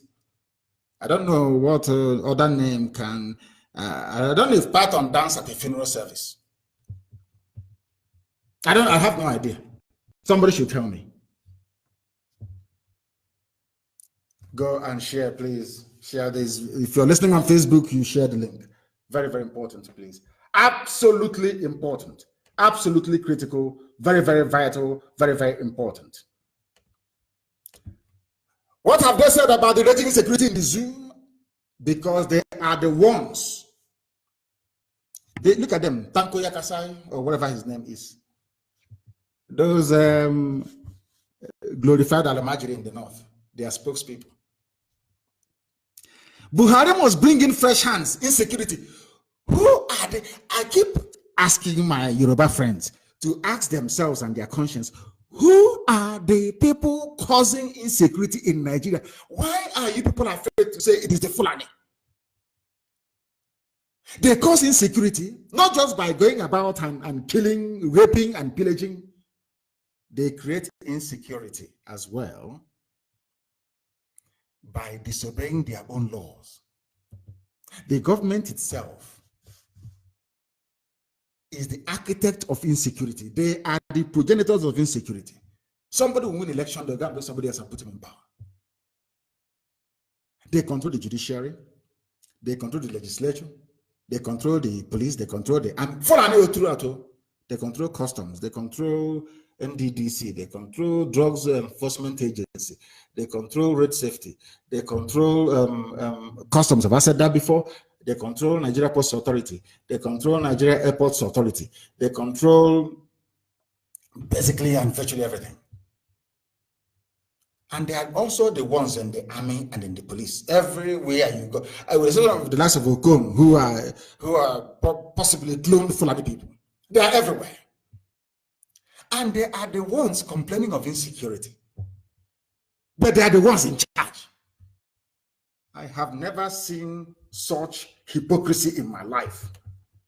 I think I read a very brilliant article written by somebody who said that the problem of Nigeria is Yorubas and Igbo people mixed together, because they refuse to come together to work together. That is why the zoo is the way it is. And I believe him completely.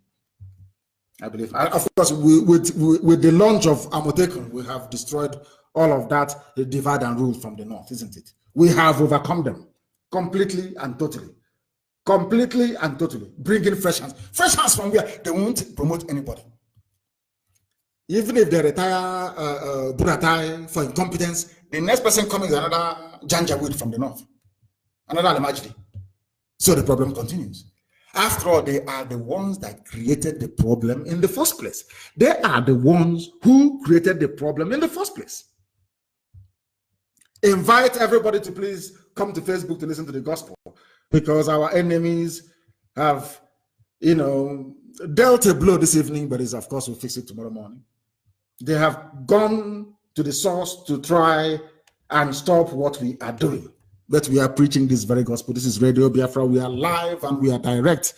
Unfortunately, those in Iguacha cannot hear us, and all across Biafra land. By Iguacha, I mean Port Harcourt. The name is Iguacha. Harcourt is not a Biafran. Harcourt is not Ikwere. Harcourt is not Ogoni. Harcourt is not a John. In case you don't know, the name is Iguacha. That's the proper and the original name, not Port Harcourt. Viscount Harcourt, who was the Secretary of State for colonial territories, was a pedophile. I'm going to Port Harcourt. Okay, I look at them and I laugh at them because they don't know what they're doing. Do you know what is happening in the zoo? The Senate is now going to probe the closure of land border, of non-closure of land borders in the north. Non-closure, but they close the ones in the south. Telling you is about security. It's about rice. But the ones in the north are open. And people are moving about sheepishly and hopelessly and foolishly as if nothing is happening. And the more you indulge the Fulani, the more their iniquity deepens. Nobody can tell them what to do. They closed, they came to the south, shut down the borders, and in the north, all people from Mali can come in. And now the Senate to probe. Have you heard about it again? They said the Senate will probe them. Since the 1st of February, 1st of this month, they said Senate will probe them. Have they probed the north? Why are the borders in the north open and the ones in the south closed? Nobody can ask. Nobody can talk. But you have the likes of social critics, Inca, and the rest of them. They are all over the place. Why can't they complain? Nobody can complain. But when we talk on IPOB, they start jumping up and down. Because we are the only ones with the metal who has the balls to be able to rise up and speak against injustice and iniquity in the zoo. Iniquity from Fulani headers, iniquity from Janjaweed in the north. They cannot bring that their nonsense to us. Try to Islamize us. Are they drunk? They're done with. They know that IPOB is stopping them. It's only IPOB that can stop them. Remember when I told the whole world, I was telling them, if you want change, if you want restructuring, if you want change, if you want life to improve, boycott elections. Had they boycotted elections, this nonsense that brought Hope Uzodinma to power in Imo State wouldn't have happened. It would not have happened. Why did it happen? I ask. Why did it happen? It happened because our people don't listen. They go for the cheap option all the time. The cheap option. Cheap option. In the end,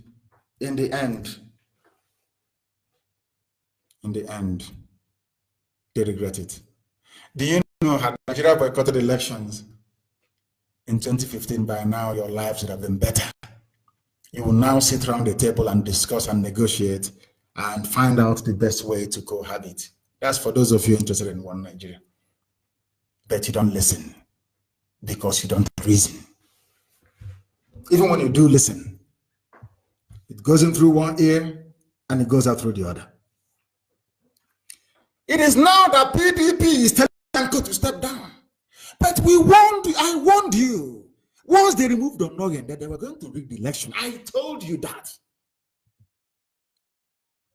Somebody who did not study common law is Chief Justice in a country that practices common law. And you want me to respect a Nigerian? Are you drunk? You want me to respect somebody who cannot reason? Somebody studied Sharia law.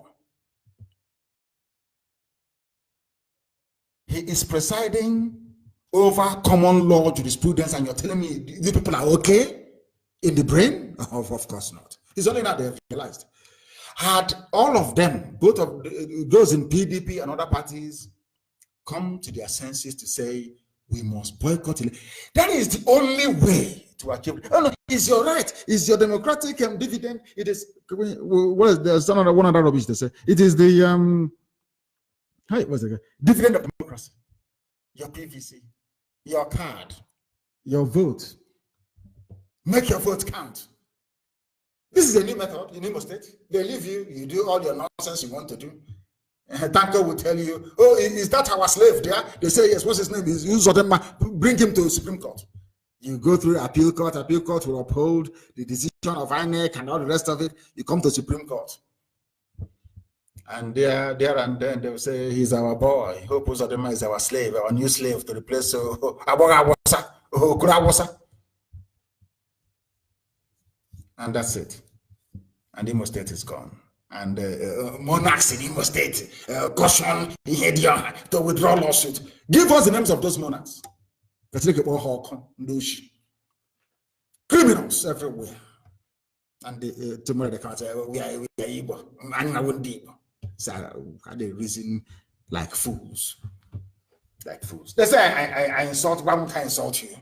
Are you normal? If you're normal, would I insult you? Do I insult people who are reasonable? I only insult fools who cannot reason. But I remind you that you cannot reason. It's only now that waking up. We want to replace Tanko. How can I replace Tanko? It's too late. Way too late. Way too late. Insecurity, we are in unpredictable situation. Do you know who said this?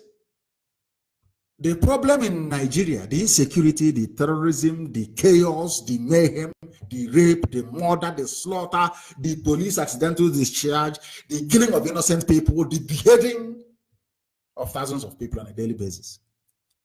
They call it insecurity. I call it breakdown of law and order. Do you know what the answer is? Those perambulating in my village are the army that is meant to be combating or fighting insurgency, dealing with all these problems. They are in a peaceful village circulating. We have them on camera everywhere. They think we are stupid. Once, not in front of my house, so we have them on camera everywhere. Once you approach 1 kilometer to my house, you're on camera and the whole world is watching you. I'm telling you, go, so you'll be prepared.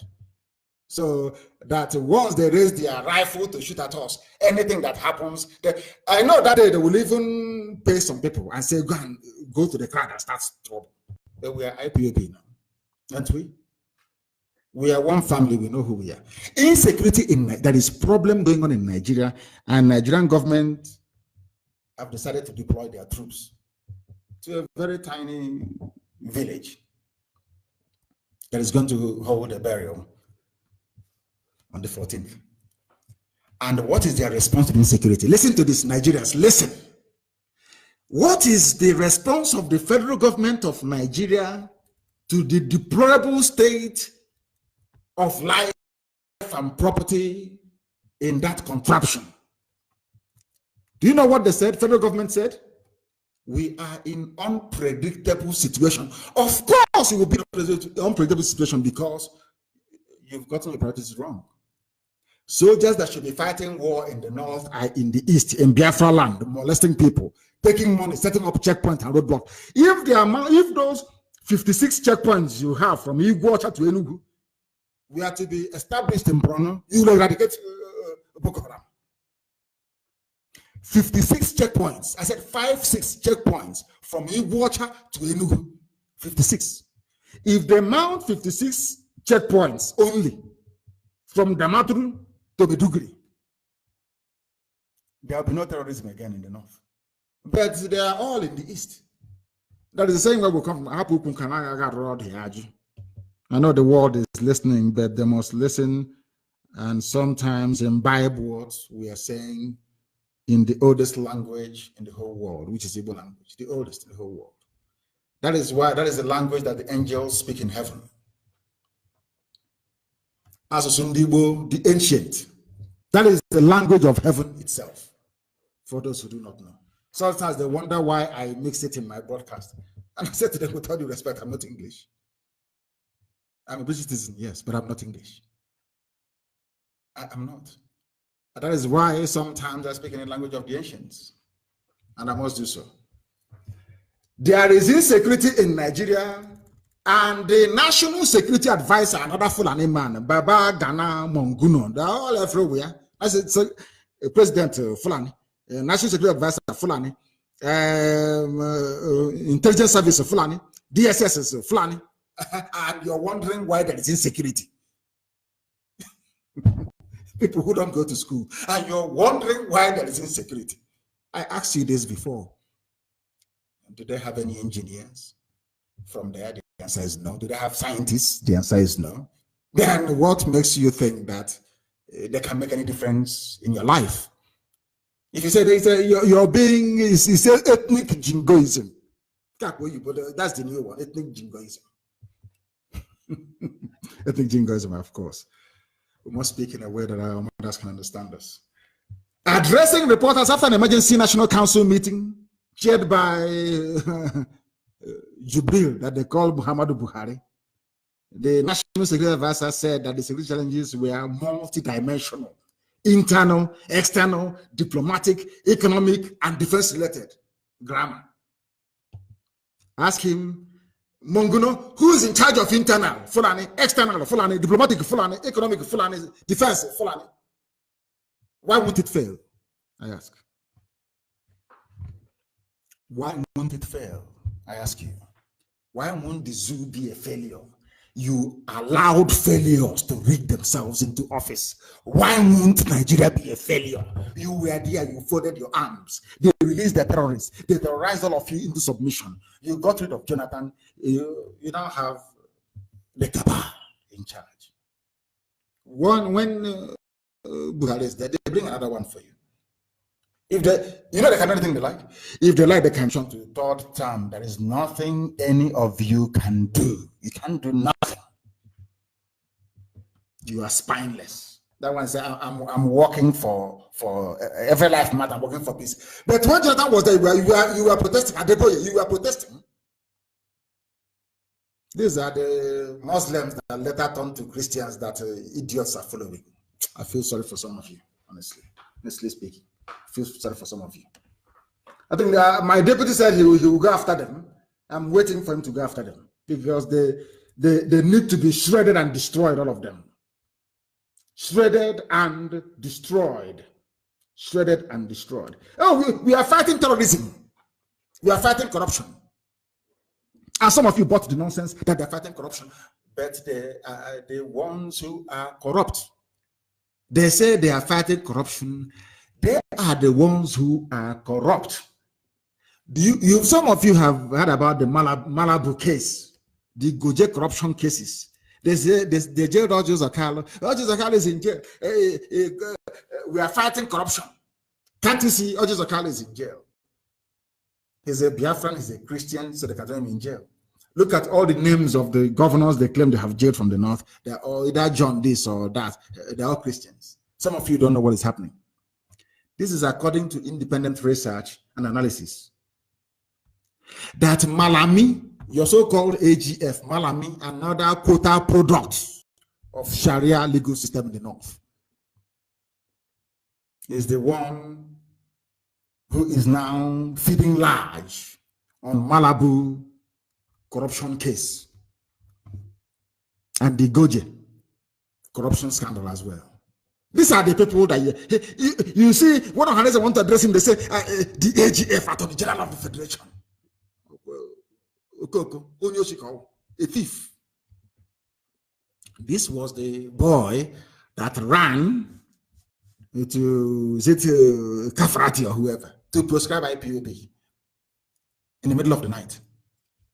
They just went there and said, oh, in our view, Jubilee said it should be prescribed. These people are giving us problem. Ohaneze is in support. Governors are in support. Prescribe, and they prescribed. No court hearing. No evidence was tendered. None whatsoever.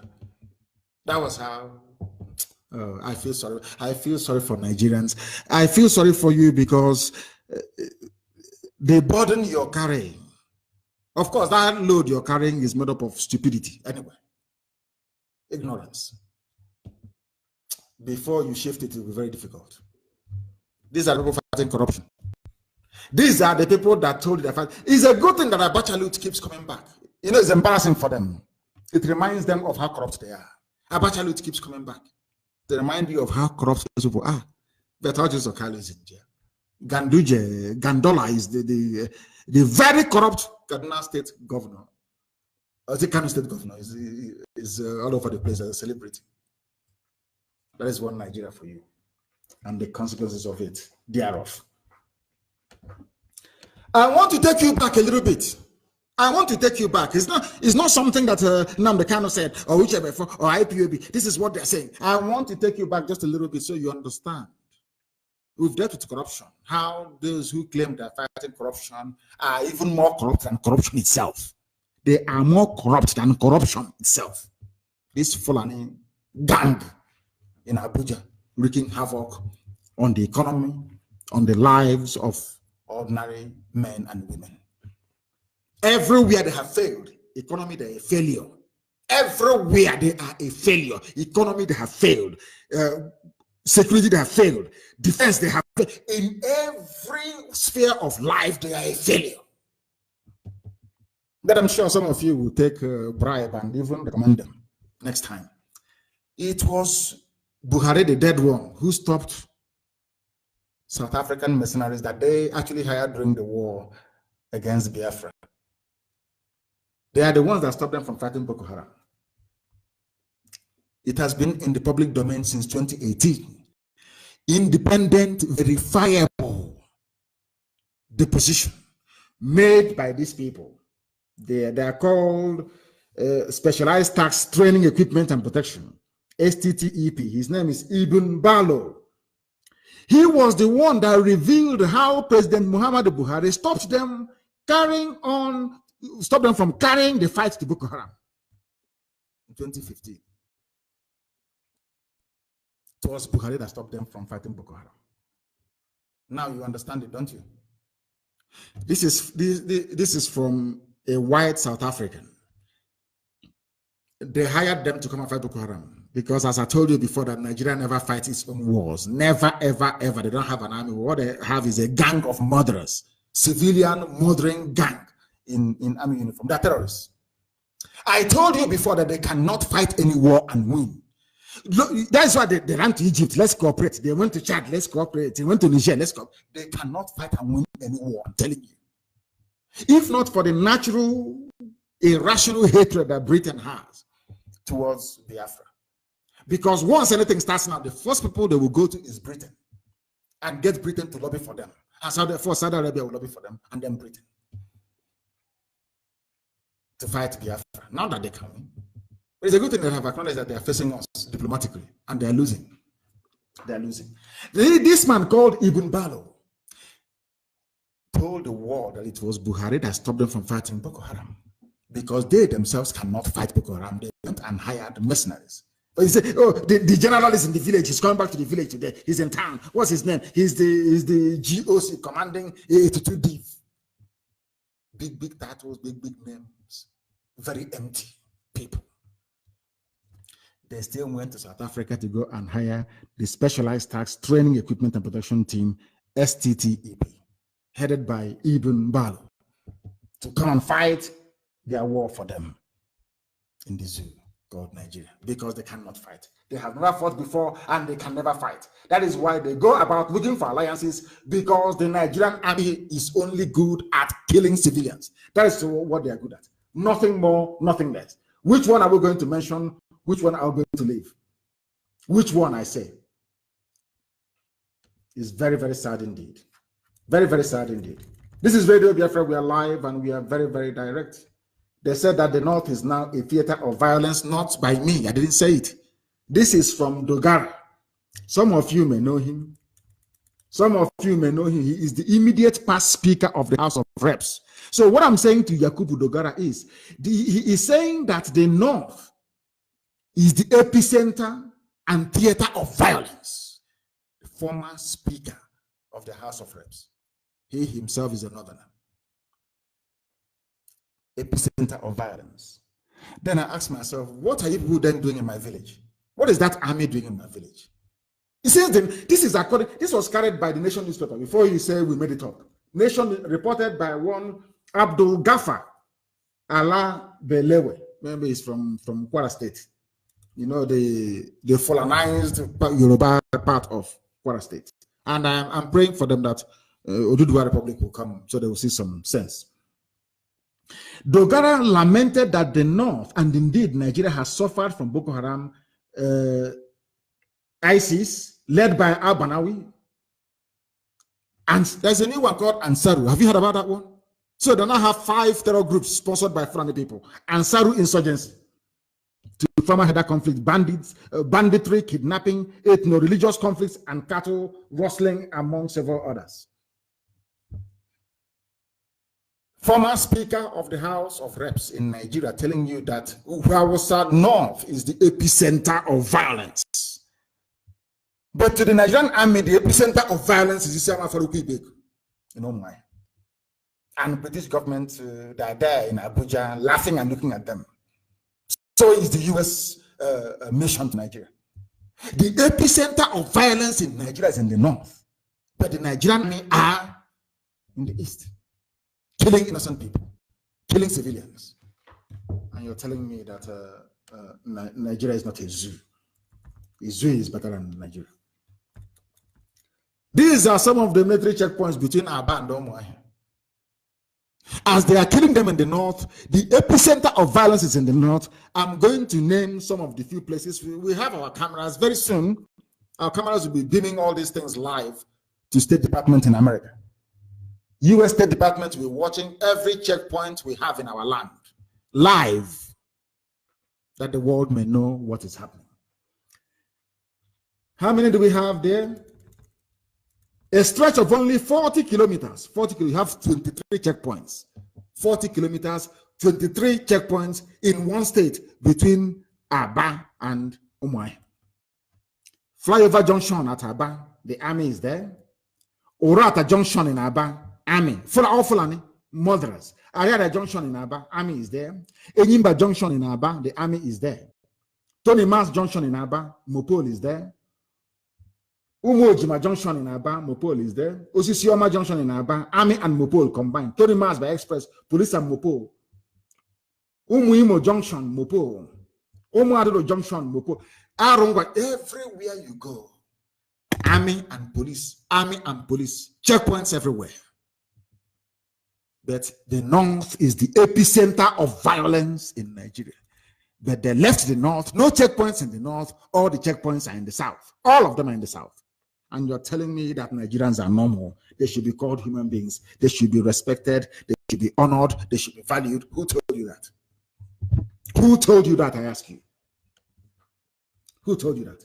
Everywhere, from Iguacha to Aba, Iguacha, which is that fools called Port Harcourt, Iguacha to Aba. How many checkpoints do we have from Iguacha to Aba? 12. Everywhere you go, checkpoints. Everywhere you go, checkpoints.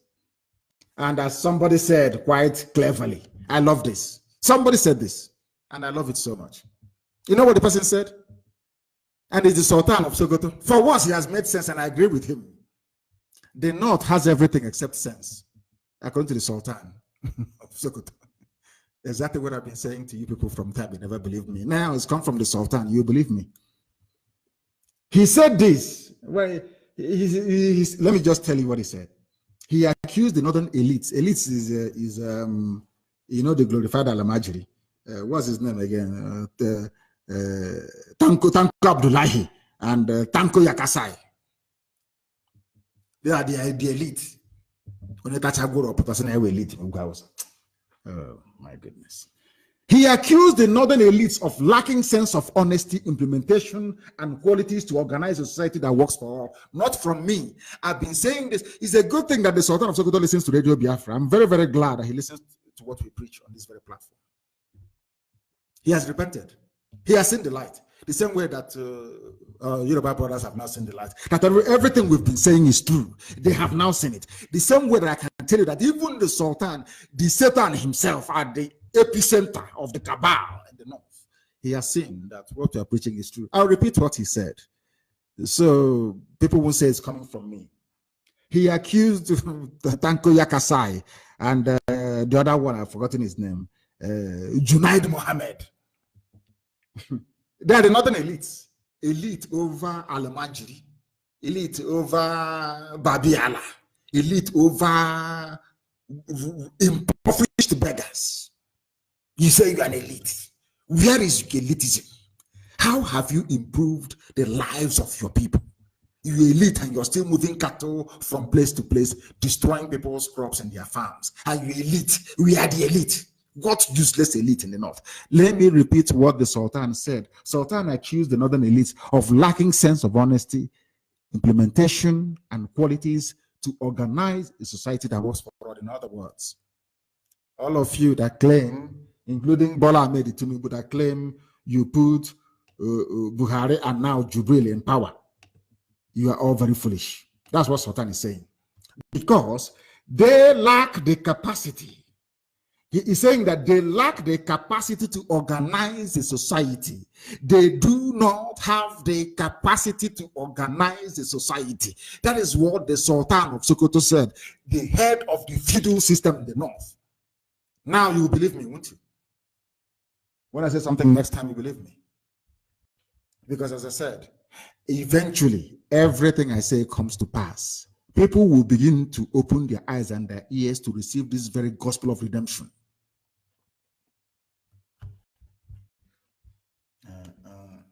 Elite. It's elite. Elite for what? Are you people, what is your elitism for? If you cannot positively impact the lives of those who are on the streets, those who are poor, those who are less privileged, those who are not as educated as you are. If at all you claim you're educated. We are the elite, they are the Second Republic senator, Third Republic, nonsense. How have your Second Republic rubbish impacted on the lives of the people who are carrying bombs today, kidnapping people, slaughtering and raping at will? You claim you're elite. You people are the ones that the Sultan is referring to. You people are the problem. You have everything, but no common sense. No common sense. And let me tell you why they have no common sense. In the midst of the condemnation of the Sultan of Sokoto, you know what they did? They all rallied around and said, oh, we are the Arewa Constitutive Forum. We are the Northern Elders. We declare support for Buhari and service chiefs. That is the Nigeria you're in. And remember, when they said that Jonathan wasn't fighting corruption very well, even Edwin Clark came out to condemn Goodluck Jonathan. But I wish the South can learn something from this. So to the North, it doesn't matter what they do in office, their own is their own. But you are busy from the South, be you Biafran or be you Duduwa descendant, you're busy in the South trying to be holier than thou, you want to be objective. But those you're dealing with don't know the meaning of objectivity. They don't understand it.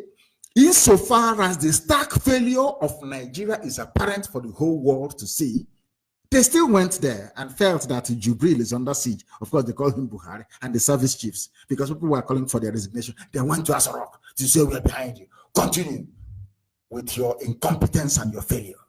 Continue patrolling Isama Farouk instead of going to the north to go and clear the bandits on the highway. That is Nigeria for you. That is the zoo for you. And that is why the zoo must fall. Nigeria is an abomination before God. Nigeria is a stain on the continent of Africa. Nigeria is a blight on the human race. If you don't know, you know it today. The level of stupidity prevalent in Nigeria is enough to sink any advanced civilization. What am I saying? If you pack all Nigerians and take them to America and move Americans over to Nigeria, America will sink in less than 10 years. You recognize it. That is the extent and the level of stupidity they harbor within themselves. Or should I say within their brain? Very, very sad indeed. Very, very sad indeed. And what, they know how to defend themselves. I admire them at least in that regard. Even Mustafa, Al-Mustafa, that works with Wazirike's Masop. He said Abacha didn't steal any money. You see the way you see how they roll. You see the way they roll. He said Abacha never stole any money, that it was others that stole money, not Abacha. Can you believe that? Can anyone believe that? Can anyone believe that? It wasn't Abacha that stole money, it was those before Abacha stole money. And some of you believe him. That is how they fight for themselves. That is how they defend themselves. That is how they make a mockery of everybody. That is how they make a mockery of everybody. But some of you won't understand it, will you? Because you want your one Nigeria. You think if Nigeria breaks up, you won't get oil. I've said it many times. And I want to remind everybody that every component part of Nigeria, as presently constituted, will receive oil and gas for free from Biafra land. So it's not about oil. When we publish our guiding document, when we publish our testament, you will see all of it inside it. Guaranteed to be supervised by the United Nations and 5 other countries. So don't worry about that. You get your oil. Just leave us alone. It is not it's not about our oil and gas. It's about freedom. That's what we're fighting for. Absolute freedom. It is not that some of you don't know you're selling oil and gas to China. You're still going to China to go and borrow money. Does that make any sense to anybody? You sell oil and gas to China, you still go to China to go and borrow money. Do you know how much they have borrowed on your head? This very incompetent Fulani regime, you will not know until you're hit with a very heavy. The day the Chinese will come and take over your forest in your village, then you realize that the mess that the Janjaweed has put you in. You see, Jubril. Some of you are, Buhari went to what is it? What was the last place he went to? He went to London, to Buckingham Palace. When asked to remove his cap, he ran away. I think today he's in Addis Ababa. That is the mess that some of you don't understand. You're in. They are borrowing money every blessed day. One day they will come and take over your ancestral lands. You start cursing China. China, you did this to her. You did it to yourself. Your hopelessness allowed an impostor from Sudan to be answering your president. Your idiocy made it possible for him to go back the second time. You have yourself to blame. Let the Chinese finish with the coronavirus. They're coming after all of you. Your land and your properties. Then you regret it. Do you know how much the zoo have borrowed from them? Do you know how much this very incompetent Fulani regime have borrowed from China? Some of you have no idea. You're sheepishly moving about every day, saying, oh, I'm a Nigerian. Inside you and outside you, you are a property of the Chinese state, courtesy of Abaki Asorok, Fulani regime. It's not from me, you got it from me, you got it from Sultan of Sokoto, that they cannot organize any society. The Sultan said it, they cannot. These are the people, your Excellency, the President, Mr. President. I feel sorry for you people. They keep borrowing from China, they can never grow their own. They can never ever grow their own. They always go and borrow from other people. The latest one is 17 billion. The federal government on Tuesday explained why it decided to approach the China Exim Bank for a $17 billion loan. Ask them the oil money. Do you know the funniest thing? All the people occupying NNPC, all the oil portfolios, they're all from the north. And I can't hear the so-called Niger Delta complaining. You know, some of them, their own idiocy is even worse than an average Nigerian. Their own stupidity is immeasurable. Who are the people in charge of all the oil sectors, areas you have in the zoo? All Fulani, NNPC, Ministry of Petroleum. Everywhere you have them. No wonder all the sales coming from the shipment of oil and gas, none is hitting the treasury. If they are getting money from oil and gas, why would they be borrowing 17 billion from China? 17 billion. And you ask yourself, how are they going to pay back? Let me hear any of you complain against China when they come for you. Then you will know something. Keep voting. In the next, is it next 4 years you go back? 2023, you go back and vote. You go back and vote 2023. It's the turn of your ancestors then. There are mad lunatics everywhere. This is Radio Therefore Live and we are direct. They want to implement a confab report. That is their business. That is not our business at all. They keep burning down your markets, but you do not know that, do you? They burn your markets, you say nothing, they rape your mothers, you say nothing, they behead your priests, you say nothing, they go to Zowan and they sack everywhere, nothing. They are fighting us in Ibui. You do nothing. And you're praying for one Nigeria. My goodness, it's very, very painful. Extremely painful what we have to go through. Some of you may have heard about the people that were boasting that they have 4 wives, 5 wives. I want to use this very thing as an example of why we cannot live in the same country with these people. I want you to listen to me very carefully. We adopted the British system of one man, one wife, recognized by law. But in the north, you have people who are marrying 4 wives. And my question is this. Can any Nigerian tell me any country in the world where you have such disparity in marriage laws? Show me one country in the world. If you go to USA, can you marry 2 wives in America? Regardless if you're Muslim, if you're atheist, if you're Christian, if you're Jew, regardless of who you are, can you marry more than 1 wife in America? You go to jail. It's called bigamy. You go to prison. Can you marry 2 wives in America, or in Mexico, or in Britain, or in Germany? The answer is no. It's only 1. But in Saudi Arabia, you can marry 2 or 3 or 4 or 5. And as well in most other Muslim countries. Now, you come to Nigeria. Those in the South believe in 1 man, 1 wife. At least the modernists, those who came after 1960. But in the same country, in the North, you have people marrying 4, 5, 6, 7, 8. And you are in the same country. operating under one law, under one constitution. Yet you have diverse marriage laws, that a man brought the 4 wives to the chambers of the House of Reps, House of Representatives, boasting that he has 27 children. Now you understand the mess you're in.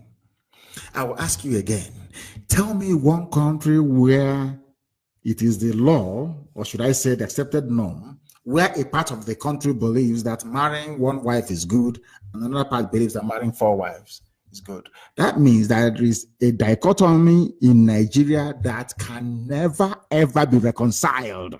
So anybody telling you about unity, moving together, developing the country together, is not your friend. You cannot develop a country together where some people are marrying 1 wife, giving birth to 2 or 3 kids, whereas some other people are having 4, 5, 6 wives, giving birth to 27 children. Is that fair? And if you agree that it is not fair, then how can we be in the same country together? Let us to even consider it for a moment. Marrying the 2 laws together. One is monogamy, one is polygamy in the north. How do you reconcile the 2?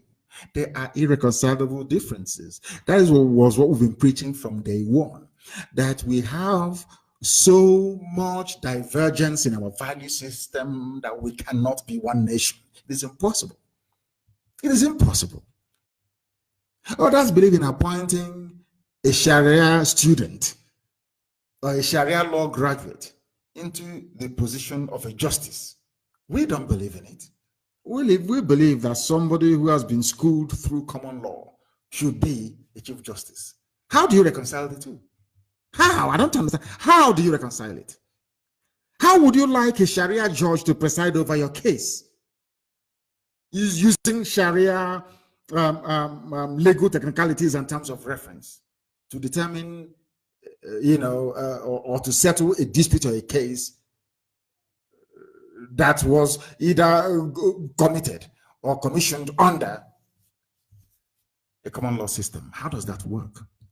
So you're telling me now you can go and take a Grand Cadi from Saudi Arabia and take him to Minneapolis or Indiana in America and send him to the 6th Circuit court to go and preside. That's what it means.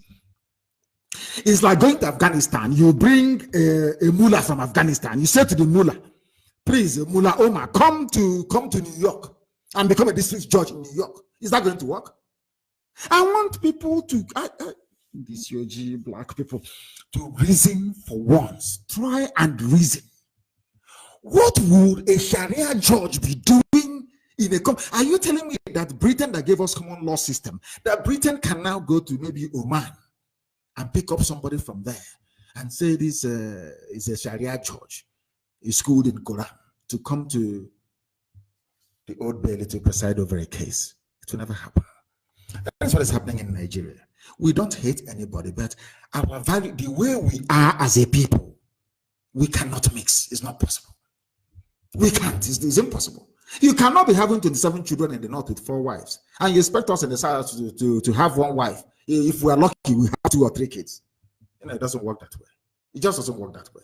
There is something unfair about it. There is something unjust about Nigeria as a nation. And that is why people must be allowed to go their separate ways. But let me give you an example. Had all of you boycotted 2015 general elections as we were pleading and begging from the beginning, even the last one that happened last year, by now, this man will not be boasting of his 4 wives and 27 children. Because when you get around the table and ask them, please convince me why I should be a Nigerian, he will tell you, I have 4 wives. You tell him, I only have 1 wife and 2 kids. Do you think it's fair? He will be the one to open his mouth and tell you it is not fair. You now ask him, do you think we can be in the same country together? He may say yes. It doesn't matter. We are in the north. You're in the east. You can do whatever you like. Then you ask him again, do you think it would be right for us to bring a chief justice from the south who is a Christian, schooled in common law system, to come and become an appeal judge in the Sharia appeal court you have in the north and watch his face, how he will react. He will tell you no. They wouldn't want you to take a Christian judge schooled in common law to the north to go and preside over a Sharia court. Never. But they can bring Sharia judge to preside over a common law legal system. Is that fair? I want people to reason. Is that fair? Now you see why we don't want one Nigeria. Anyway, I'm waiting for them in a debate. I'm not giving them expo. I want to win a debate so that we can completely eradicate them from the face of this very earth. We can eradicate them from the face of this very earth. Somebody was complaining. These are the people moving soldiers. It's IPOB. IPOB is giving us problem. But hear what they have to say. Federal government said the world has abandoned Nigeria. The world has abandoned them. So when we told you that we would destroy the zoo with the truth, you didn't believe us. I said I would destroy Nigeria with truth, nothing more, no arms, unless they come to my village to come and shoot. If they shoot in my village, believe you me, their children will be in serious trouble, wherever they are.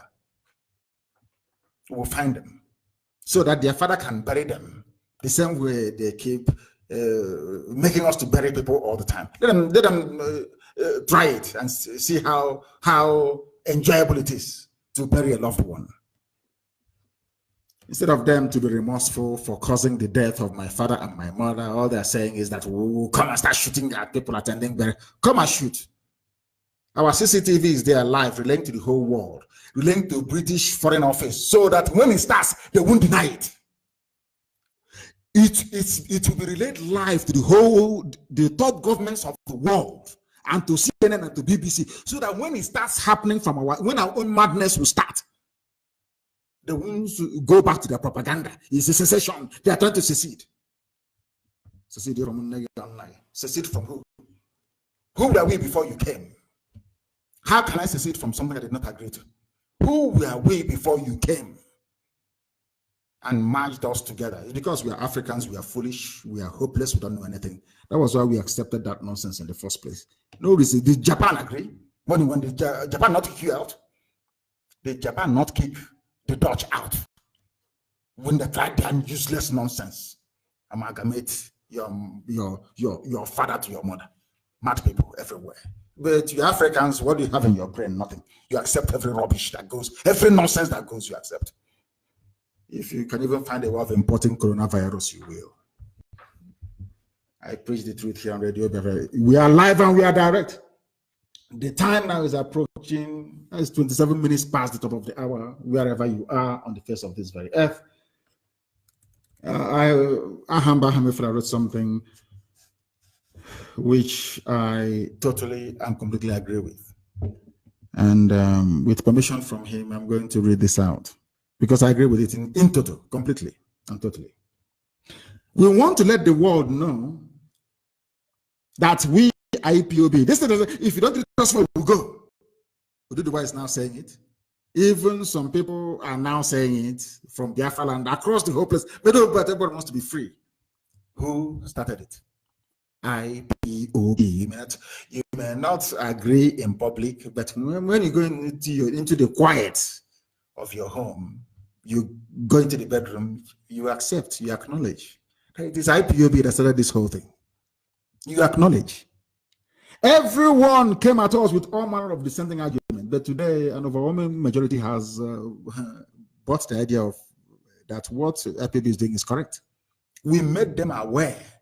The Amoteko you have in Yoruba land is a direct product of IPOB agitation. Our call on this platform for Yoruba to rise up every blessed day, rise up and do something. You cannot keep supporting evil forever and ever. Do something for us, and they have done it. And we support them for it. Who started they were quoting Danjuma. Danjuma said, defend yourself before they kill you. Who started it? We did. I was in the USA. I told World Igbo Congress, give us arms because they are coming. I've seen them, they are coming. Have they not come? Have they not come? Have you not noticed how fewer and fewer people are now coming out to challenge what NNAMDI KANU says? Have you noticed it? Because it's the truth. We don't hate anybody. We don't. It is the truth. The whole world now knows that it is the truth. All this clamor, Amoteku, Shege Dambanza in the north, whatever they call it. Did we not start it? We told you that the center cannot hold, that this zoo will fall. It doesn't matter what you do. It doesn't matter how many influential publications you bribe abroad. It doesn't matter how powerful your lobbyists are in Washington. It doesn't matter how much money you give to the British High Commissioner to Nigeria. It doesn't matter. The zoo must fall. And they know it's going to fall. That's why they are running over the place. Let's go and see if we can disrupt the burial of his parents. They says nothing pains him. Let's see if we can carry the corpse. Can you imagine what they're planning? That they'll come and take the corpse of my mom and my dad, since nothing affects me, since this Biafra is burning within me. The desire for Biafra is so much that I don't feel any pain. That's what Alamajid is saying. So does he mean you've not heard this before? In Asoro, that is what Abakari is saying. That my passion for Biafra is so high, is so much that nothing, they know nothing can stop me, nothing, nobody, one of a woman can. So why don't we go and abduct the dead bodies of the mother and the father? Let's see if he will not be pained. That's what they're planning. That's why they're all over the place. We're waiting for them. That the world will bear us witness. They have prepared their lies, and I'm sure the British High Commissioner have prepared all their lies. Oh, they came there was a clash. I'm sure Yoruba newspapers have prepared their lies. Oh, there was a clash. There is a clash going on. There is a clash. I'm in my house, burying my parents, and you came to my house and telling me there's a clash. Thunder will fire you and fire the rest of the family. I'm in my house burying my parents, and you're bringing your arms, your guns from Sambisa forest to my house to cause trouble, and you're telling me there's a clash. Then you must have descended from the lineage of Lucifer. There'll be no clash that day. It is them looking for our trouble so that the world may know. I know what they do. I know that Channels TV, they have prepared. Oh, there was a clash. The army was going. They were throwing stones. As the army was passing, they started throwing stones. And the army tried to calm them down. And they said no. And they opened fire. There was a clash. We know all your headlines. We know what you're going to do. We know you very well because you're predictable. You are so foolish. You are driven by the ignorance of the fallen. You know nothing. It's only Britain defending you because of British hatred for Biafra. Because Britain knows that Biafra is the shining light of Africa. They know it. Once Biafra comes, it will have the same effect that Japan had in Southeast Asia. They don't want Biafra to come because once Biafra comes, Africa is free. You think they're stupid? They know. So I don't look at Janjaweed Alamajide as holding me. It's not them holding me. I know the powers that are stopping Biafra. But you will deal with them. You watch and see what is going to happen. Watch and see what is going to. Let me also remind them. I said this during the last broadcast that look at the state of Israel. Throughout history, God will use nations to punish Israel. And after that, those nations will suffer. Go and check it very well. It's in the Bible. For those of you that read the scriptures, go and check it very, very well. We were the first to start the regional security outfit. IPOB started with we are the first. Everything, we are number one. They say it's the way we write, the way we boast. Why won't we boast? We are special. Do you know what is IPOB? Do you think IPOB is for riffraffs? Remember the names they used to call us? Miscreant, Gota, Tout, Biafra. All those names are gone, isn't it? Because when they go back and they listen to this broadcast, they will say, oh my goodness, these people, they saw foul. But they'll come out, they'll be pretending they don't know. But of course, we know they listen. And they do what we ask them to do. Because we stand on the truth. History has shown, as I have made full wrote, history have shown repeatedly that only IPOB is proactive. Only, I said only. Forget it, only IPOB. That is why we would not abandon anybody. We are not fighting for Biafra just to liberate Biafra land alone. No, it's to set everybody free. I'm telling you the truth. Set everybody free. Set everybody free. Then people begin to decide. If Biafrans decide that one day they want to be in a country with Oduduwa, they sit around the table and they discuss it. This is what binds us together. This, let's agree, and they agree and they move on. That is how civilized, that is how human beings form a nation. That is how countries are created, or through outright conquest. Not somebody coming from somewhere. You come to Lancaster House, come and drink tea. They drink tea. They say, oh, these are the elites. The elites, when they drank tea with Queen Elizabeth and they danced with Queen Elizabeth and they went to become idiots. They came back and they are now independent. What utter garbage. Monkeys jumping from one tree to the other. Unbelievable. Unbelievable. We have defeated the zoo. Those they called miscreants. We are more intellectual than them, more intelligent than them, all of them combined, put together. I have said this to people before. Forget all this nonsense. Put a microphone in their mouth, live interview, and say, answer this question. Don't allow them to go back to the library and be copying speeches made by great political writers in centuries gone by. That's what they do. You see it on paper. It's, hey, this big grammar. Rubbish. They copied it. Plagiarism. Put microphone in their mouth and say, speak the way NNAMDI KANU does when he's on interview. They cannot. Not in 1 trillion years. They cannot. They're not articulate enough. Those you are calling miscreants, they are now telling you everything they have said is now come to pass. You are now doing everything they asked. When we asked them to form security, they said, no, you're trying to break the country. The same thing they argued against, they are now doing. Everything they accused us, everything they said, no to. NNAMDI KANU wants to bring war. He wants to divide the countries in America. Today, Danjuma is asking you to be armed, and Moteku will be armed. Even a Jaw nation in Biafra say they want to form their own. Typical, very typical. I've warned everybody in every nationality in Biafra. I've been warning them from time. Some of them don't want to listen. You have to listen. Some of you don't want to listen.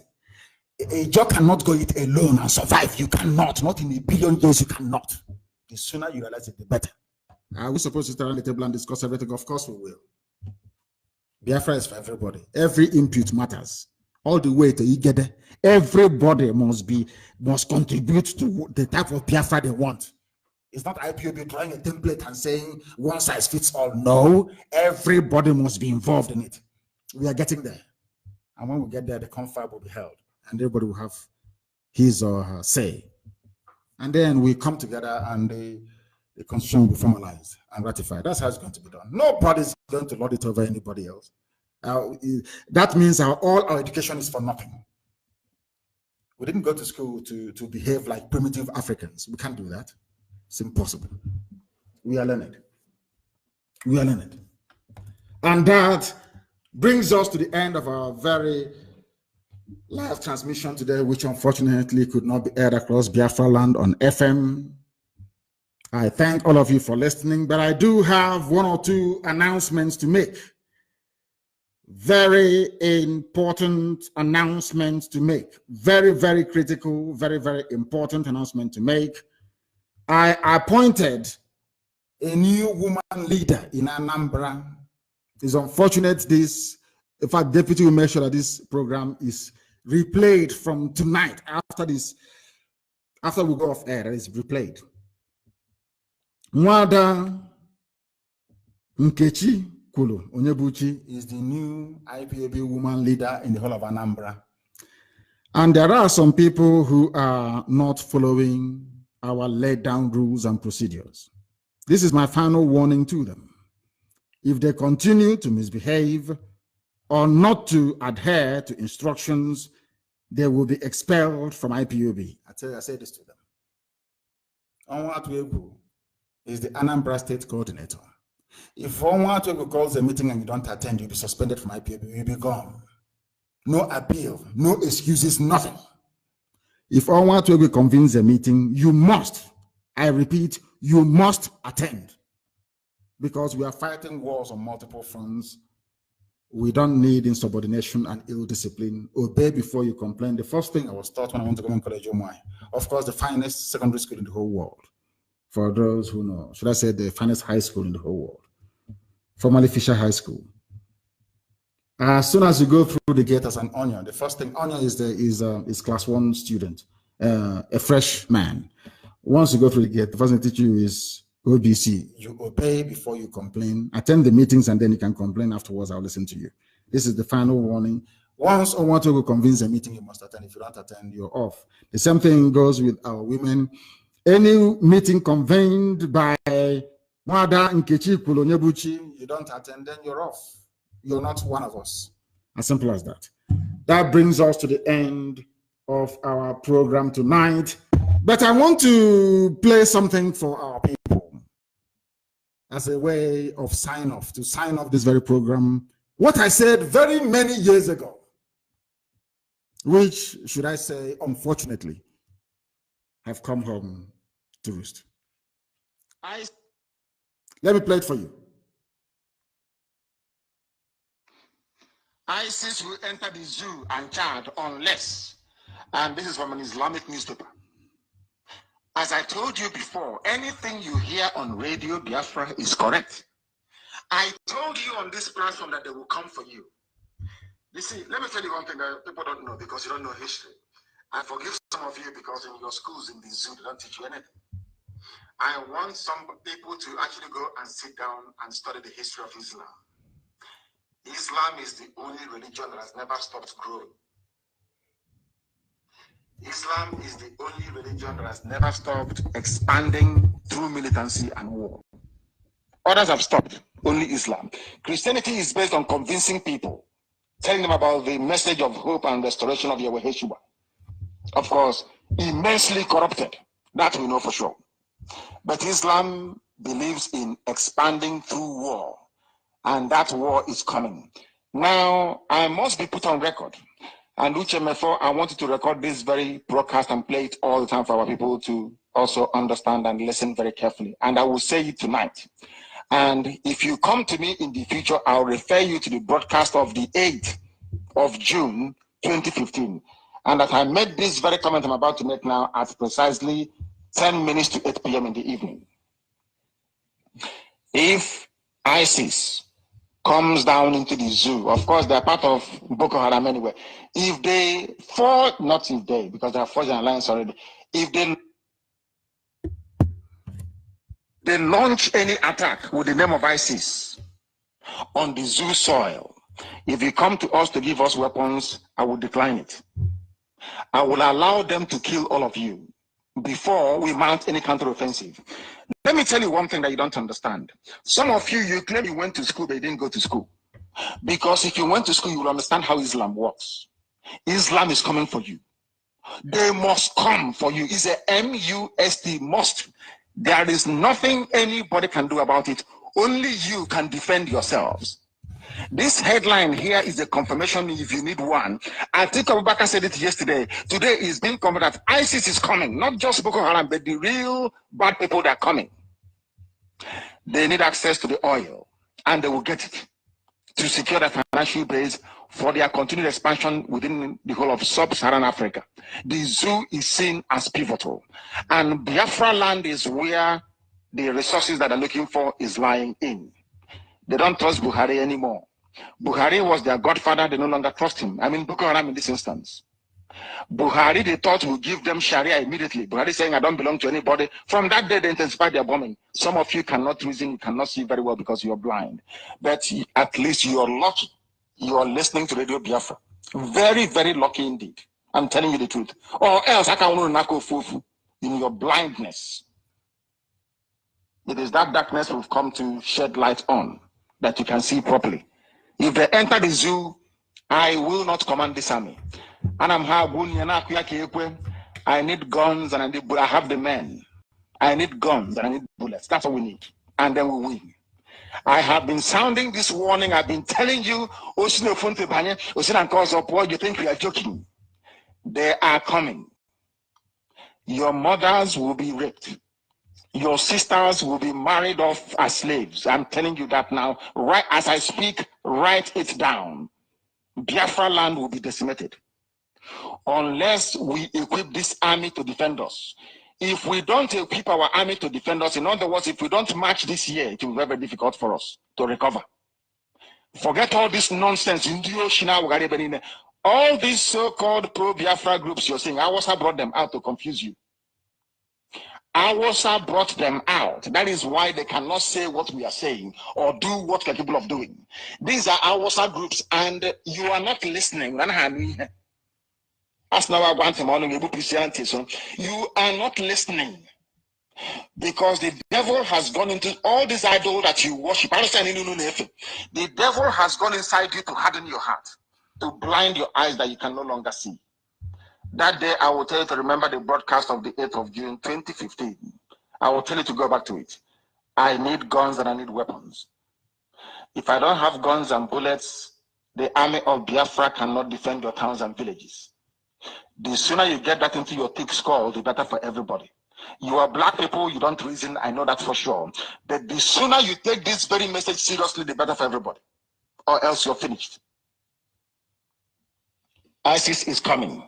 They will enter the zoo and Chad very, very shortly. Not as Boko Haram, they are coming in as their franchise and as their name dictates. ISIS is coming. If you like, you make haste while the sun is shining, or if you like, you can continue to be dumb and stupid. That is entirely up to you.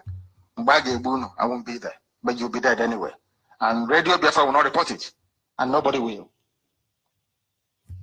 If you like, you give us guns. If you like, you don't. We are trying to save you, not you saving us. We continue.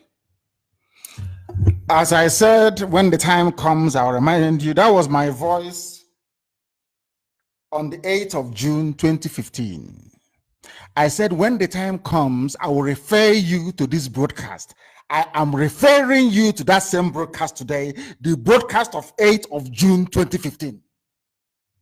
I told you they will come. Have they not come? I don't believe in village prophecy. If the APC gives you the result of a tribunal, election tribunal, you can't be jumping up and down like a spring chicken. I tell you what will happen before it happens. I don't even call it prophecy. It is divination from heaven. Once I'm sat here, anything I say comes to pass, and anything I proclaim must happen. Because I serve Elohim.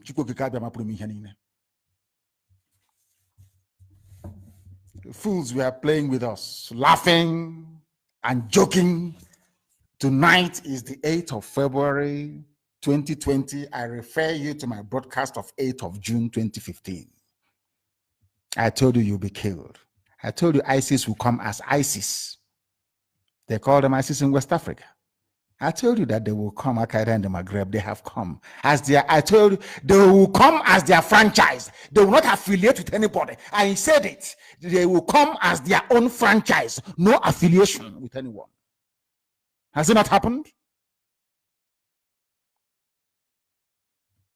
That is why they must respect IPOB. We are the children of God in heaven. And that is why we will defeat Okon, defeat every army that come against us. Because only God is heaven, is ahead of us and behind us, and will guide us through the day and guide us through the night. No matter the tribulations we encounter, ultimately we prevail, we win. Because Biafra is our religion. Biafra is my religion, and here on Radio Biafra is where we worship. Because Elohim, Adonai, El Shaddai, Chukwu Okike Abiama, is our God. I thank all of you for listening.